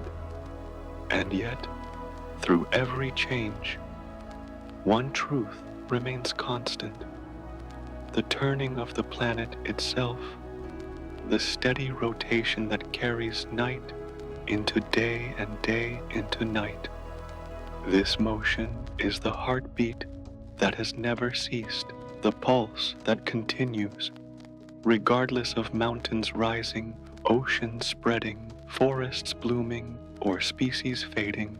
The spin of the earth is gentle and ceaseless, a cradle rocking without pause, keeping the rhythm upon which all else unfolds. No matter how many times the planet changes its face, the circle of its rotation persists, soft and eternal. The steadiness of this turn can be felt in the most ordinary of moments. The rising of the sun each morning, the arc it draws across the sky, the fading of light into evening, all are reminders that the Earth's rotation never falters. Even when storms rise, even when mountains quake, the planet continues its turning, steady and calm beneath the surface of change. The rotation does not rush. It does not break. It flows like water in a river that has no end. To rest in this image is to rest in assurance. For though the earth transforms again and again, though landscapes shift and climates alter, the rhythm of the spin remains, holding all in balance. It is as though the earth breathes not only through its seas and forests, but through its very motion, turning gently in the arms of space. That motion is a lullaby, a soft rocking that has carried every creature, every season, every age into the next, never pausing, never failing. Cultures across time have noticed this constancy, weaving stories of the Earth's endless turning. Some imagined the world resting on the back of a great animal, steady in its step. Others pictured the sky as a wheel, circling endlessly, carrying stars in its slow dance. Though the images differ, the truth beneath them is the same, that in all change there is continuity, in all motion there is rest. The Earth's spin is both a circle and a breath, a rhythm that belongs not to one age alone, but to all ages. And so the thought lingers. The planet may change countless times, its face shifting as seasons of eternity pass, yet its turning never ceases. The circle continues, the day returns, the night deepens, and in that repetition lies peace. To imagine this is to imagine lying within a cradle that rocks forever, steady and soft, carrying life through every transformation with the same patient rhythm. And as the thought rests upon this truth, it drifts onward once more, carried by the same endless rotation into the next unfolding breath of the universe. And from the steady rhythm of Earth's turning, thought drifted further, soft as a tide moving outward, ready to unfold another vision, woven into both sky and story. Through ages, people have looked upward and wondered about the stones that fall from the night, those fragments of asteroids and comets that enter the atmosphere, glowing briefly before vanishing. They were not always seen as mere stone. They were often imagined as messengers, as gifts, as vessels carrying something more than dust. In quiet traditions, it was whispered that such stones held seeds, that within their silent weight, they bore the beginnings of life itself. The thought was gentle, not of sudden creation, but of a slow scattering, like pollen carried across a field by a breeze too soft to see. In these imaginings, the heavens were not distant, not separate, but connected, close enough to touch the soil with gifts of possibility. A falling meteor was not only fire in the sky, but a sowing of invisible seeds, perhaps wading through ages before finding the right ground to awaken. To believe this was to feel that life on Earth was not alone, but part of a larger breath, a larger cycle flowing through the universe. The idea itself was like a lullaby, reminding that existence may be shared across endless distances, carried quietly from star to world, like whispers passing from one dreamer to another. Some spoke of the sky's stones as containers of hidden waters, droplets folded into their mineral shells, waiting to be released when the stone touched Earth. Others imagined simple organic forms within them, delicate molecules of carbon and hydrogen, the small beginnings of something greater. Though the words were not scientific, the sense was the same, that the universe scattered seeds of life as the wind scatters blossoms, not demanding that all grow, but allowing some to find their place in the soil of planets. Each fall became a gesture of possibility, patient and unhurried, belonging to no single age, but to the slow unfolding of time. Legends arose in many lands, painting the falling stones with images of creation. In some places, they were thought to be sparks of divine fire, carrying warmth and fertility into the earth below. In others, they were described as fragments of stars, broken pieces of light that still carried within them the power to awaken new forms. Across deserts, forests, and seas, the stories shared a common breath, that the heavens were not empty, but filled with presence, offering reminders that life might be sown from beyond. The quietness of these tales is what makes them enduring. They do not speak of sudden thunder, but of patient waiting, of seeds lying hidden in darkness until the time is right. A meteor falling through the night sky becomes an image of this patience, a brief glow that suggests something larger is always moving silently beyond human sight. The earth receives these visitors gently, most of them dissolving into the air, some reaching the ground, each carrying its quiet mystery. To think of them is to think of the hush between breaths, where unseen changes are already gathering. Even in modern times, when science gives names and measures, the softness of the old stories remains.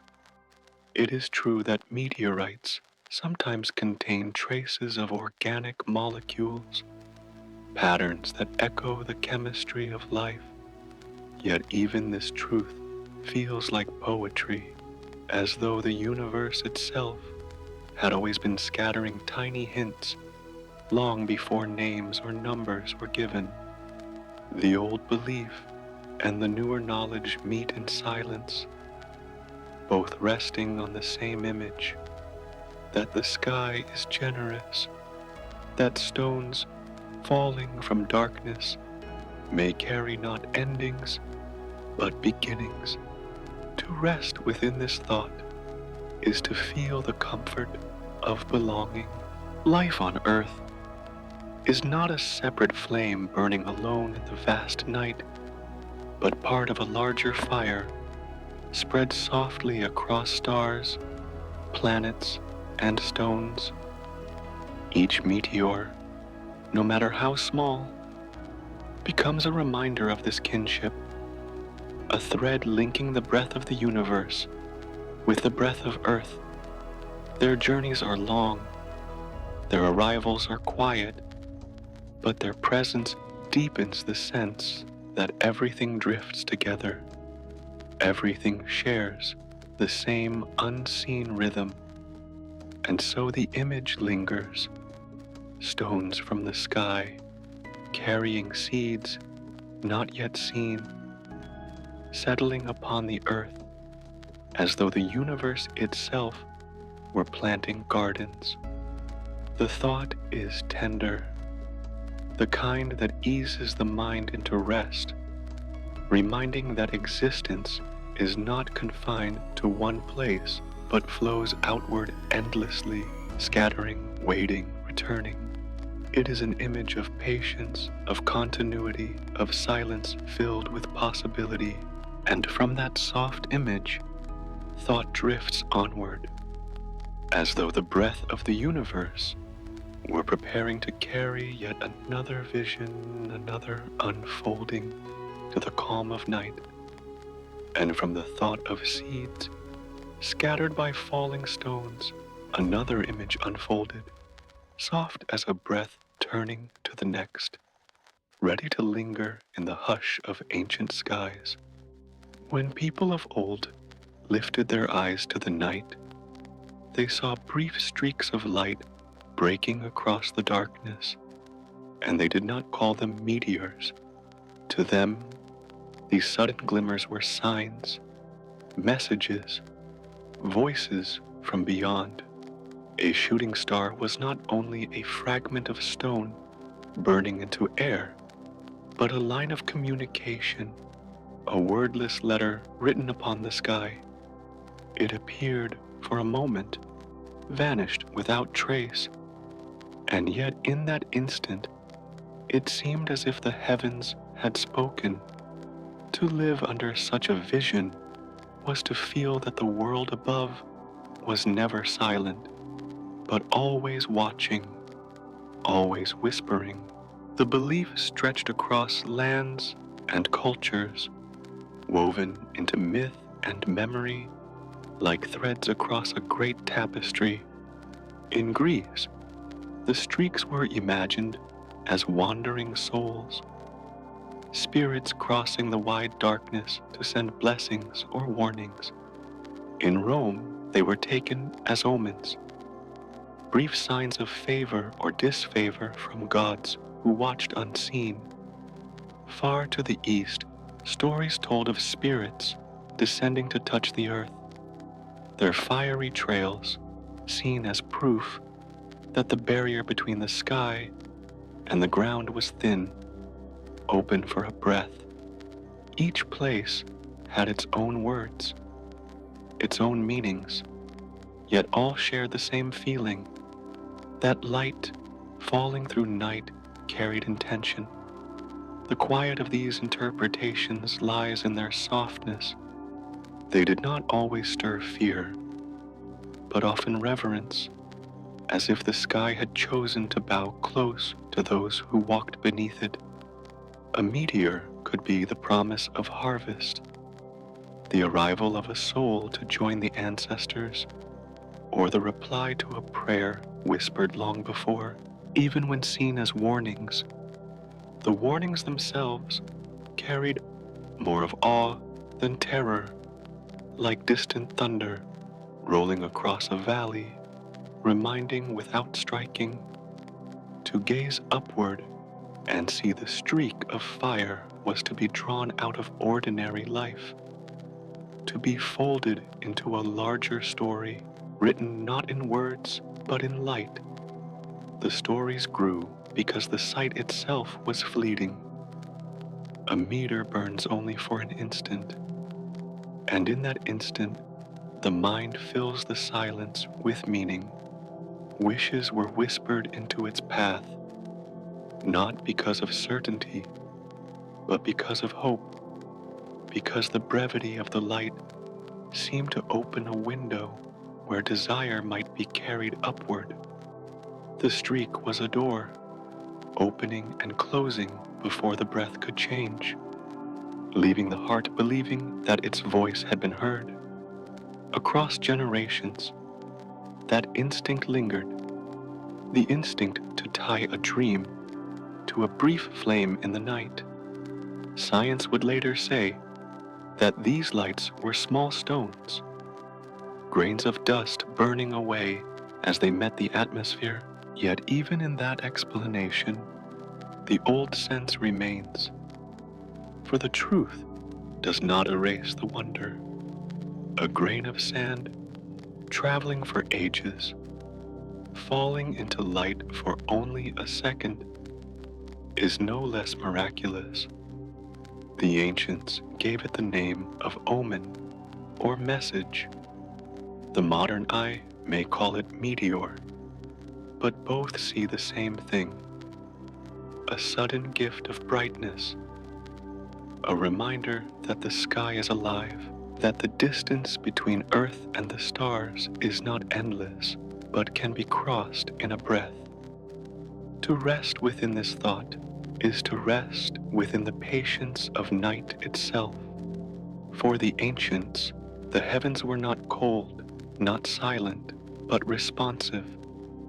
Every streak was like a heartbeat of the cosmos, each one carrying significance. Whether as blessing, as warning, or as gentle message, the light was folded into memory, passed from parent to child, told beside fires, remembered in song, and in remembering, it became part of human breath, part of the rhythm that joined Earth with the sky above. Even now, when one lies beneath the stars and sees a shooting light, the impulse to make a wish remains. It is not commanded by reason, but carried by something older, something that moves with the same slow rhythm as tides and seasons. To wish is to listen, to let the heart rise with the light, to feel for a moment that the sky has leaned close again. The streak fades, the silence returns, yet the memory remains like an ember glowing within the dark. And so the ancient vision lingers still, soft as a shadow stretching across water. Meteors are no longer feared as divine wrath, nor are they always revered as sacred signs. Yet the feeling remains that they matter, that they carry something beyond their flame. They are both science and symbol, both dust and dream. Their paths through the night remind that humans have always sought connection with the vastness above, always woven meaning into the briefest of lights. And as that thought rests gently in the mind, the breath grows slower, the hush deepens, and the image softens into calm. The ancient signs become quiet companions, drifting like dreams across centuries, folding both fear and hope into silence. The night remains, the stars remain, and meteors still pass, carrying with them not only fragments of stone, but the unbroken thread of wonder. And from that thread, the thought drifts onward, as though following the light into deeper quiet, preparing for the next image, waiting in the rhythm of the sky. And from the memory of ancient wishes, whispered to falling sparks, the thought drifted further, as though night itself were opening the pages of stories kept by generations. Stories where the heavens spoke in streaks of light. In the old lands of Egypt, the sky was not distant, but divine, and every star was thought to be part of a vast order, guided by gods. When a streak of fire cut across the darkness, it was seen as more than stone and flame. Some believed it was a message from Ra, the sun god, whose breath brought creation and whose silence carried it into night. a meter across the desert sky, was a reminder of cycles, of life rising and setting, like the sun sinking below the horizon only to return again. The trail of light was not sudden chaos, but a line of order, a flicker that reminded the watchers that the world above and the world below were always connected, always breathing together. In Greece, the night sky was filled with deities and spirits, and the path of light across the heavens was often seen as divine intention. Aristotle once wrote that such falling stars were caused by dry exhalations of the earth igniting in the upper air. Yet alongside such explanation, people believed that souls wandered across the firmament, sending signs to those who waited on the ground. To watch a meteor was to feel the presence of gods like Zeus, who held thunder and sky, or perhaps of lesser spirits, whispering their way across the dark. Wishes tied themselves to these flames, not only because they were brief, but because they seemed like openings, like doors that the heavens left ajar for a heartbeat, allowing thoughts to travel upward and vanish into divine listening. Far to the east, in the quiet traditions of China, shooting stars were given another form of meaning. Some records spoke of them as dragons of light, winding across the night with tails of fire, carrying messages from the heavens to the emperors who ruled below. Others saw them as lamps lit by ancestors, reminding the living that the bond between generations was not broken by death, but continued as light across the sky. Each streak was taken seriously, recorded in annals, seen as omen or sign of change, not with panic, but with reverence, as though the sky itself was engaged in dialogue with the earth. The falling light was a mark of continuity, showing that time moved not only in seasons on the ground, but also in sparks across the heavens. The three traditions, though separated by deserts, seas, and mountains, share a gentleness in their vision. Whether it was Ra's breath glowing across the sky, or Greek souls wandering in silence, or Chinese dragons carrying messages, each image softened the mystery of meteors into something intimate, something that touched human life without violence. The light became part of ritual, part of story, part of memory. To watch a streak was not to see emptiness, but to feel presence, as though the cosmos itself leaned closer for a brief moment.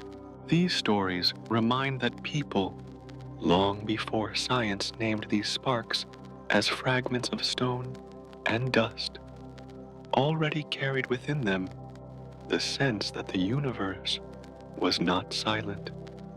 The myths may differ in detail, but all spoke the same language of connection. The falling star was a thread, weaving sky and earth together, weaving human breath with cosmic silence. Even now, when science speaks of orbits and friction, the old names and meanings remain, not erased, but folded gently alongside explanation. The streak is still called a star, though it is not a star. The wish is still made, though no law demands it. The meaning remains, because the night sky invites meaning, and humans answer with quiet reverence.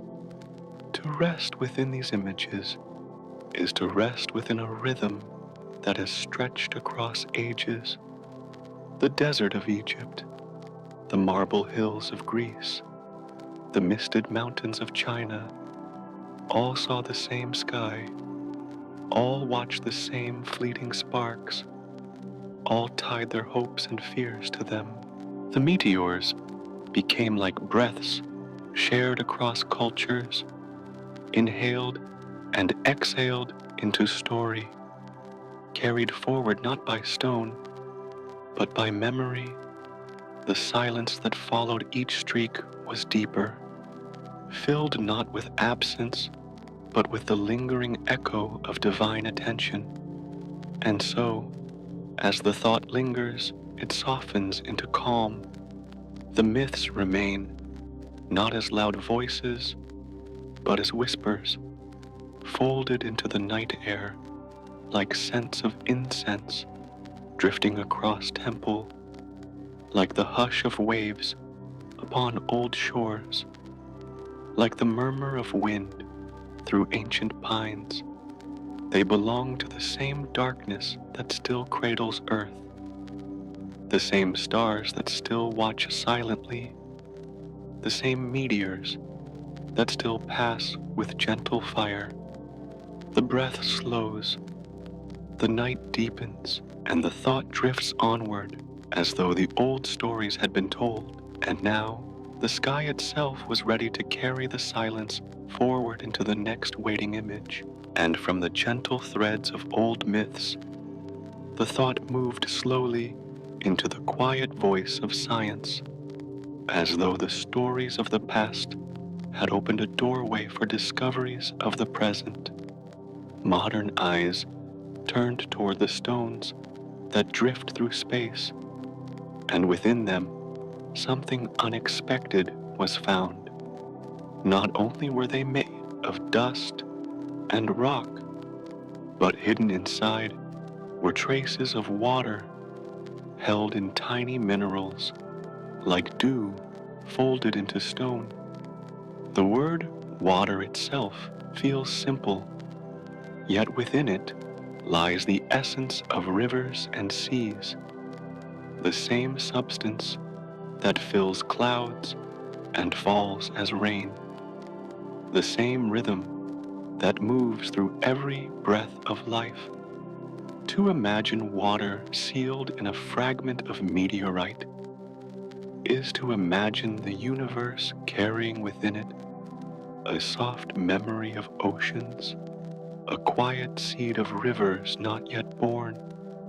Alongside water, scientists also discovered molecules called organics, patterns built from carbon, hydrogen, and other gentle elements. These were not complicated creatures, but simple arrangements, like the first notes of a song waiting to unfold. They were called the building blocks of life, for from such molecules, larger forms can slowly arise. Yet even the phrase building blocks can feel heavy.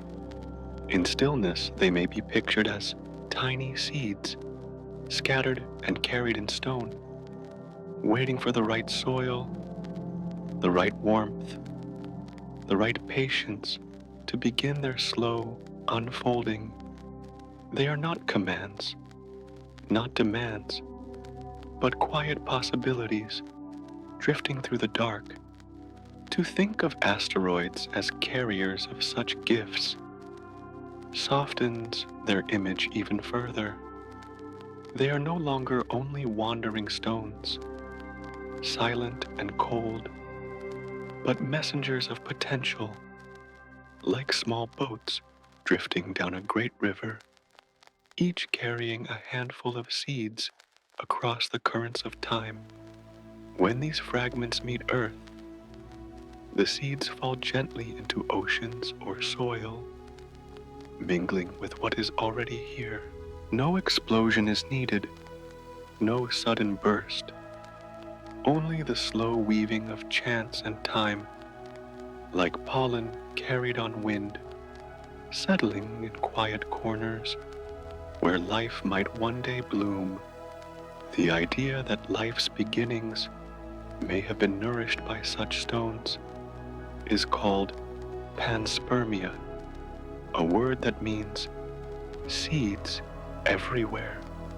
It does not press as certainty, but flows as possibility, suggesting that perhaps life is not bound to one place alone, but belongs to the wide river of the cosmos.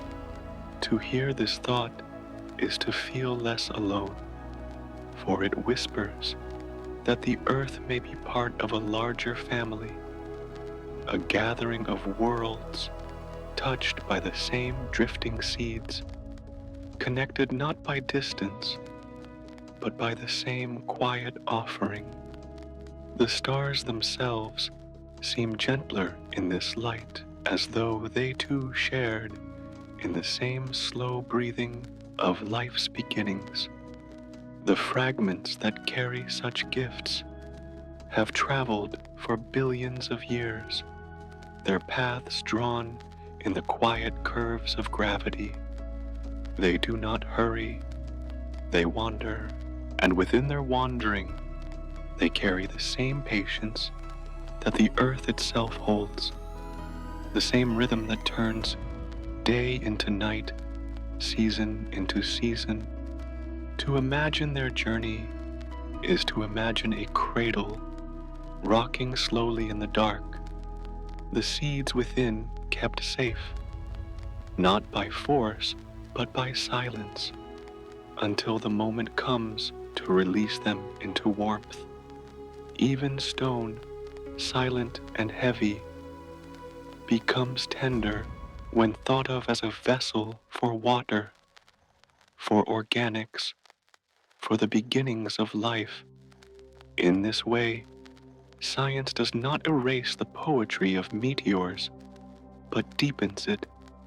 What once were signs from gods are now seen as signs from time itself, from the wide unfolding of the universe. And yet the sense of wonder remains unchanged. A streak across the ski is not only fire, but perhaps the memory of oceans, perhaps the quiet scattering of seeds, perhaps a reminder that the building blocks of life drift across space as naturally as leaves drift across water. The vision softens, the meaning lingers, the breath slows, and when one considers this, silence becomes even more comforting, for it shows that even in the coldest stones, even in the darkest spaces, there can be the beginnings of life, waiting, patient, unhurried. The cosmos is not barren, but carrying, not empty, but offering, not distant, but near, in the quiet possibility folded into every fragment of dust.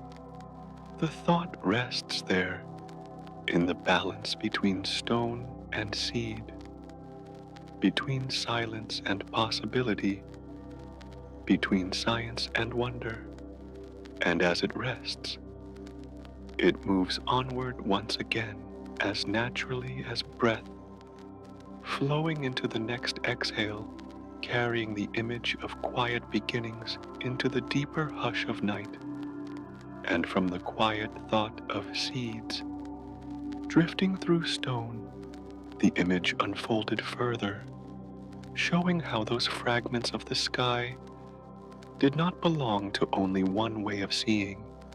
In one breath, they were studied with the patient eyes of science, weighed and examined, their minerals opened to reveal traces of water and carbon. In another breath, they were imagined as gifts of the gods, falling messengers that crossed the night with light. Between these two ways of knowing, the stones became a bridge, not dividing, but connecting, carrying memory from both myth and measure. The bridge was not heavy, It was like a thin thread of silk stretched between worlds, shimmering softly, able to hold both wonder and understanding without conflict. For in the silence of the night sky, people had always lifted their eyes and seen fire that vanished into darkness, and in that briefness they felt presence, something larger and unseen. To them, a meteor was not only dust, but a voice, a sign that the heavens were near. At the same time, to modern thought, the meteor was dust indeed, dust born of ancient rock, its flame nothing but friction against air, its disappearance nothing but dissolution. Yet even so, the two visions leaned toward one another, each softening the other, each keeping the image alive. The stone did not belong only to myth, nor only to science, but to the space between, where stillness could hold both. In myth, a meteor was often a message, a thread stretched between sky and earth. In science, a meteor was a fragment, a body moving through orbit, warmed until it glowed.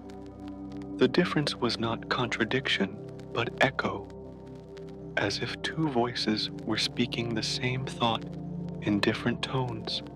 One said soul, another said stone, yet both carried the sense of something wandering, something fleeting, something that touched the earth for a moment and was gone.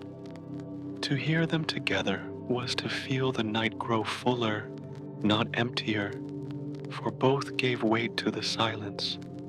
It can be imagined like standing at the edge of a lake at dusk. The water reflects the sky, holding stars in its surface, and yet beneath the surface, there are roots in soil and stone. Both reflections are true, the stars above, the matter below. In the same way, meteors reflect two truths. Science sees their elements, myth sees their meaning. Together, they make the image whole, each reflection softening the other, each side adding its calm to the larger picture. The presence of meteors in human life has always moved this way, balancing between story and fact. Ancient temples built rituals around their appearance, while modern observatories chart their orbits with telescopes and instruments. Both gazes are turned upward, both are patient, both wait for the streak of light to pass across the sky. The scientist and the poet, the stargazer and the priest, all pause at the same moment, eyes lifted, hearts quieted. The pause itself is the bridge, the silence shared before the light disappears. The bridge is also seen in how meteors are remembered. In myths, their trails are woven into tales of gods and spirits, blessings and warnings. In science, their remains are stored in laboratories, cut and studied, their minerals traced. Yet in both places, whether in words spoken beside a fire or in notes written in a quiet observatory, the stones are kept, their memory preserved. The keeping itself is tender, an act of reverence, whether through prayer or through experiment, both ways honoring the fragment that has fallen. To drift within this thought is to feel that science and myth are not adversaries, but companions, two hands resting on the same quiet shoulder of the night. One hand measures, the other imagines, but both hold gently, The meteors themselves do not resist being seen in both ways. They glow and vanish, indifferent yet generous, allowing meaning to be carried into whichever vessel is waiting, story or study, or simply the soft memory of eyes that watch them pass. In this softness, the bridge itself becomes the lesson. It is not necessary to choose one path, for the sky offers both, and both lead to stillness. The myth whispers that the universe speaks. The science whispers how. Both whispers dissolve into silence, and the silence is where rest is found. To breathe with this thought is to feel no conflict, only a greater calm, for the bridge has no sharpness, only span, only openness, stretched between two shores that are not truly apart. And so the meteor lingers, as both myth and measure, as both memory and mineral, as both sign and fragment. It drifts across the mind like the arc of its own light, appearing, connecting, fading. The bridge remains, even after the light is gone, woven not of stone, not of fire, but of meaning that endures quietly. And from this bridge, thought moves onward again, as though following the thread into deeper stillness, where night itself waits, steady and calm, carrying every breath into rest. And from the thought of bridges between sky and earth, there comes once more the gentle return of quiet, as though all brightness, all echoes, all ripples have faded back into stillness. The universe, wide and immeasurable, holds this silence not as emptiness, but as presence, a slow and steady fabric that wraps around stars and planets alike. Every flare that once lit the dark eventually softens. Every ripple upon the ground eventually smooths, and what remains is not the memory of disruption, but the rhythm of continuation. The silence is not sudden. It spreads gradually, like water evening itself after a pebble has fallen, like a field dimming slowly as dusk folds across it. To dwell in this thought is to feel the mind itself drawn into the same pace, each breath slower, each beat calmer, as though matching the steady heart of the cosmos. The stars above remain, yet they do not shout. They shine with the same calm glow they have carried across uncountable nights. Their light arrives after journeys of ages, yet it arrives without urgency, softening the dark instead of piercing it. Around them, space stretches like a river without banks, flowing endlessly, patient, unhurried. The planets turn in their orbits, circles within circles, never colliding, never rushing, only repeating their paths with the grace of dancers, moving through a pattern learned long ago. In their motion, silence deepens, for sound does not travel here, only light and shadow, only distance and return. Upon earth, the same rhythm is reflected. Winds settle after storms, seas grow still after waves, forests return to their hush after the stir of creatures moving within them. The quiet that follows is not absence, but fullness, the way a lullaby lingers even after the voice has faded. The world breathes in, then breathes out, its atmosphere rising and falling like the chest of a sleeper resting deeply. The silence around it feels like an extension of that breath, an echo carried outward into the blackness, folding the planet within its calm. Meteors that once burned across the sky dissolve into memory, their trails invisible now, their light no longer present. Yet the sky does not feel poorer, it feels enriched, as though the silence has grown more meaningful by having held the brief spark of brightness. The night does not cling to the light, it lets it pass, and in that letting go, stillness becomes more complete, just as dreams pass through the mind without need to remain. The meteors pass through the sky, leaving no weight, no burden, only the soft assurance that even fleeting moments are part of the endless flow. Cultures have long spoken of the sky as a book, with each falling star a word written and erased in the same breath. Yet after the word is gone, the page remains, quiet, waiting, eternal. Science too speaks of cycles, of matter falling and rising, of dust settling and scattering again.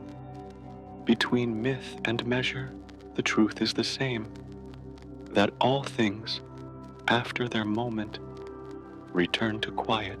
The asteroids drift on, the comets continue their wandering, the planets turn, and the galaxies wheel silently through the void. None of this breaks the stillness. All of it belongs to the stillness. To rest in such an image is to rest within a cradle of time itself. Nothing needs to be resolved. Nothing needs to be concluded, for the silence carries everything forward without haste. It is the silence that follows a song when the final note has faded, but the music is still felt in the chest. It is the silence after a candle has gone out, when the room is dim but warm with the memory of light. It is the silence of night itself, steady, soft, unbroken.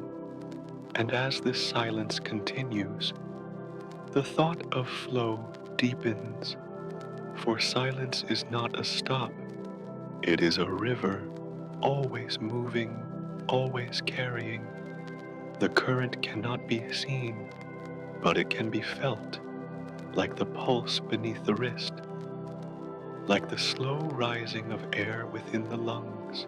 Every moment becomes a part of this flow, every fragment carried onward, dissolved into the same unending stream. Nothing is truly separate, not stone, not star, not breath.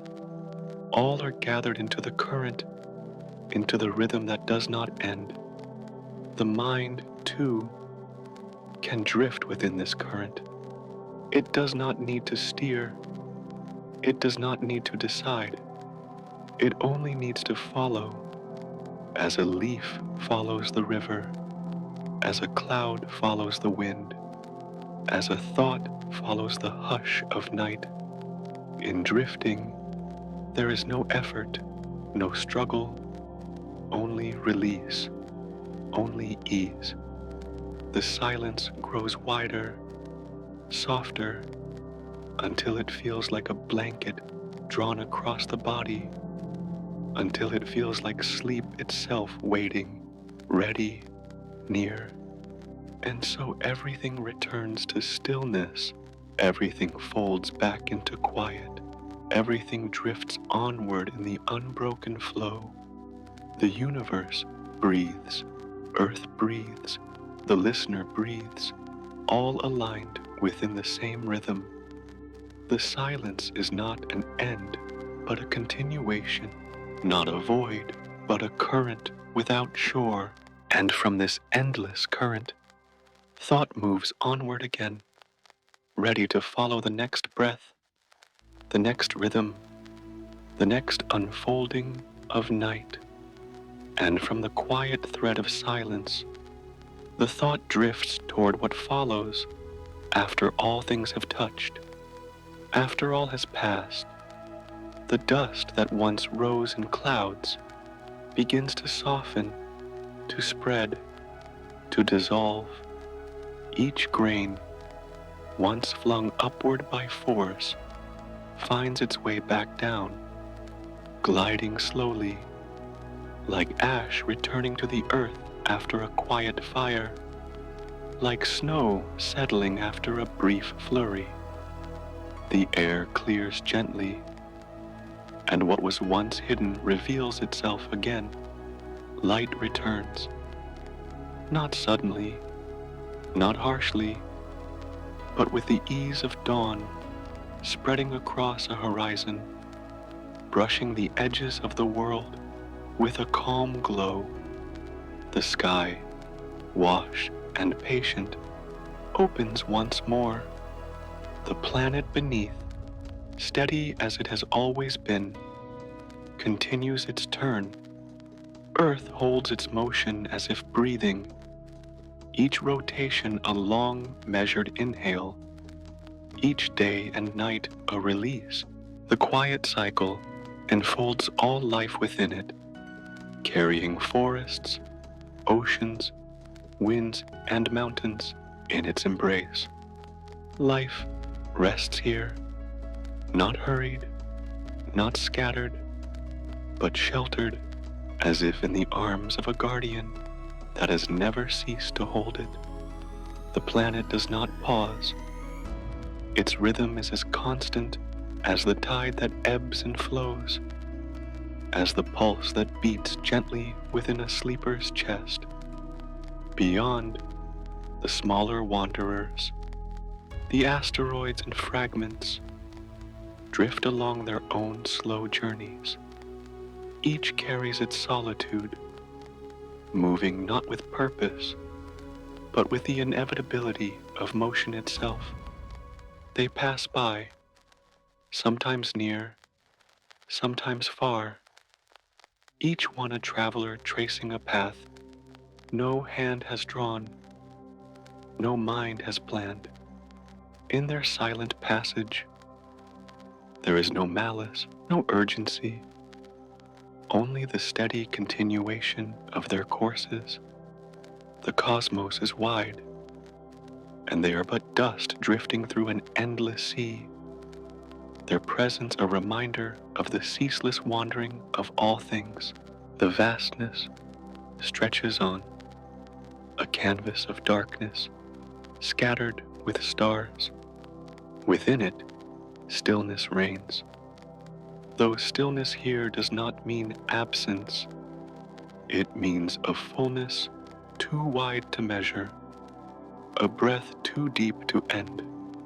The galaxies wheel softly, their spirals unhurried, their light spilling outward in streams that will travel longer than memory.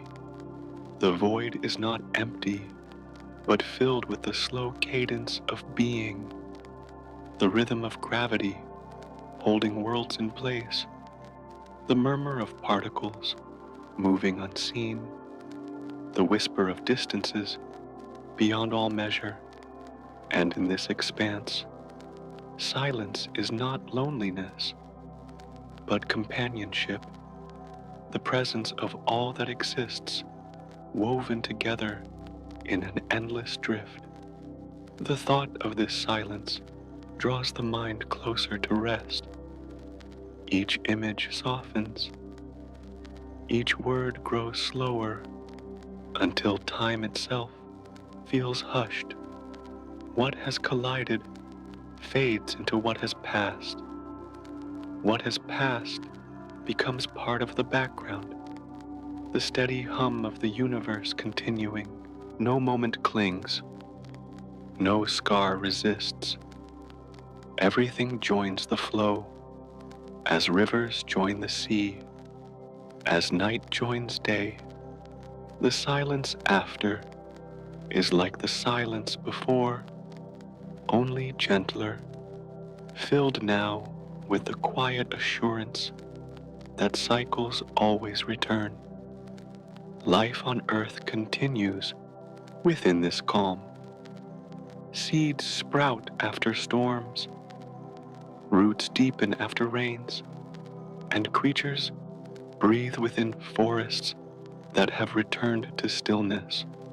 Oceans rock softly, waves smoothing out after winds have ceased.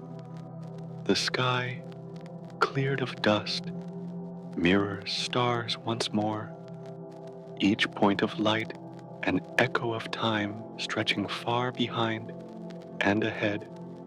The world, small within the universe, rests within its orbit, carried around the sun as if within a cradle that never falters. Within this cradle, all life drifts together.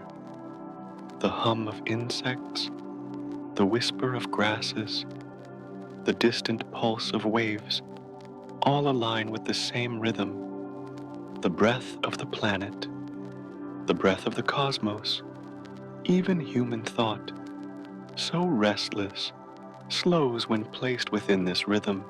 The mind lets go, as dust lets go of the wind, as rivers let go into oceans, as night lets go into morning.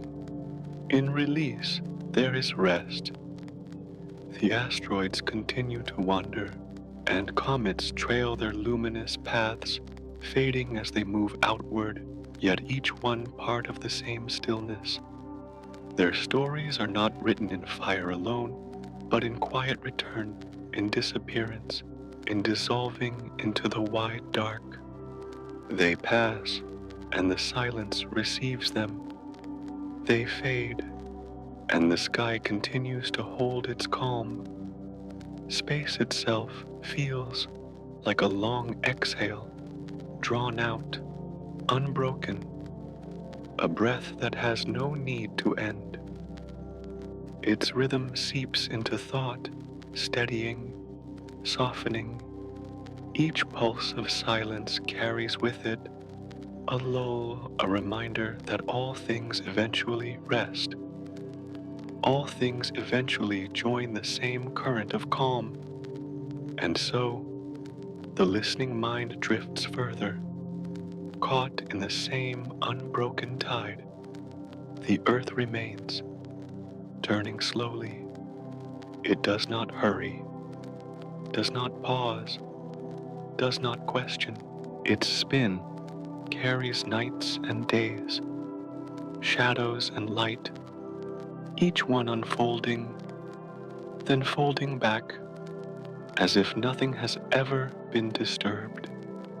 The orbit continues, wrapping around the sun like a thread unwinding in a circle that never stops.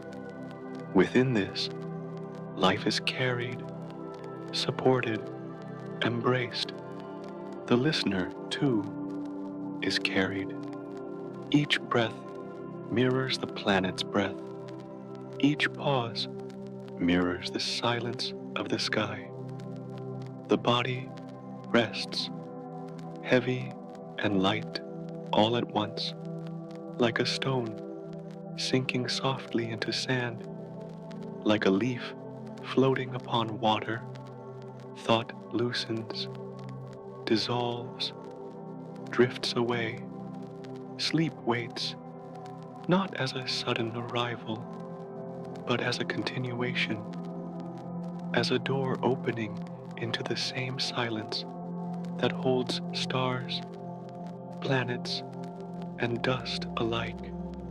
The night deepens, the stars remain, the planets turn, the asteroids drift.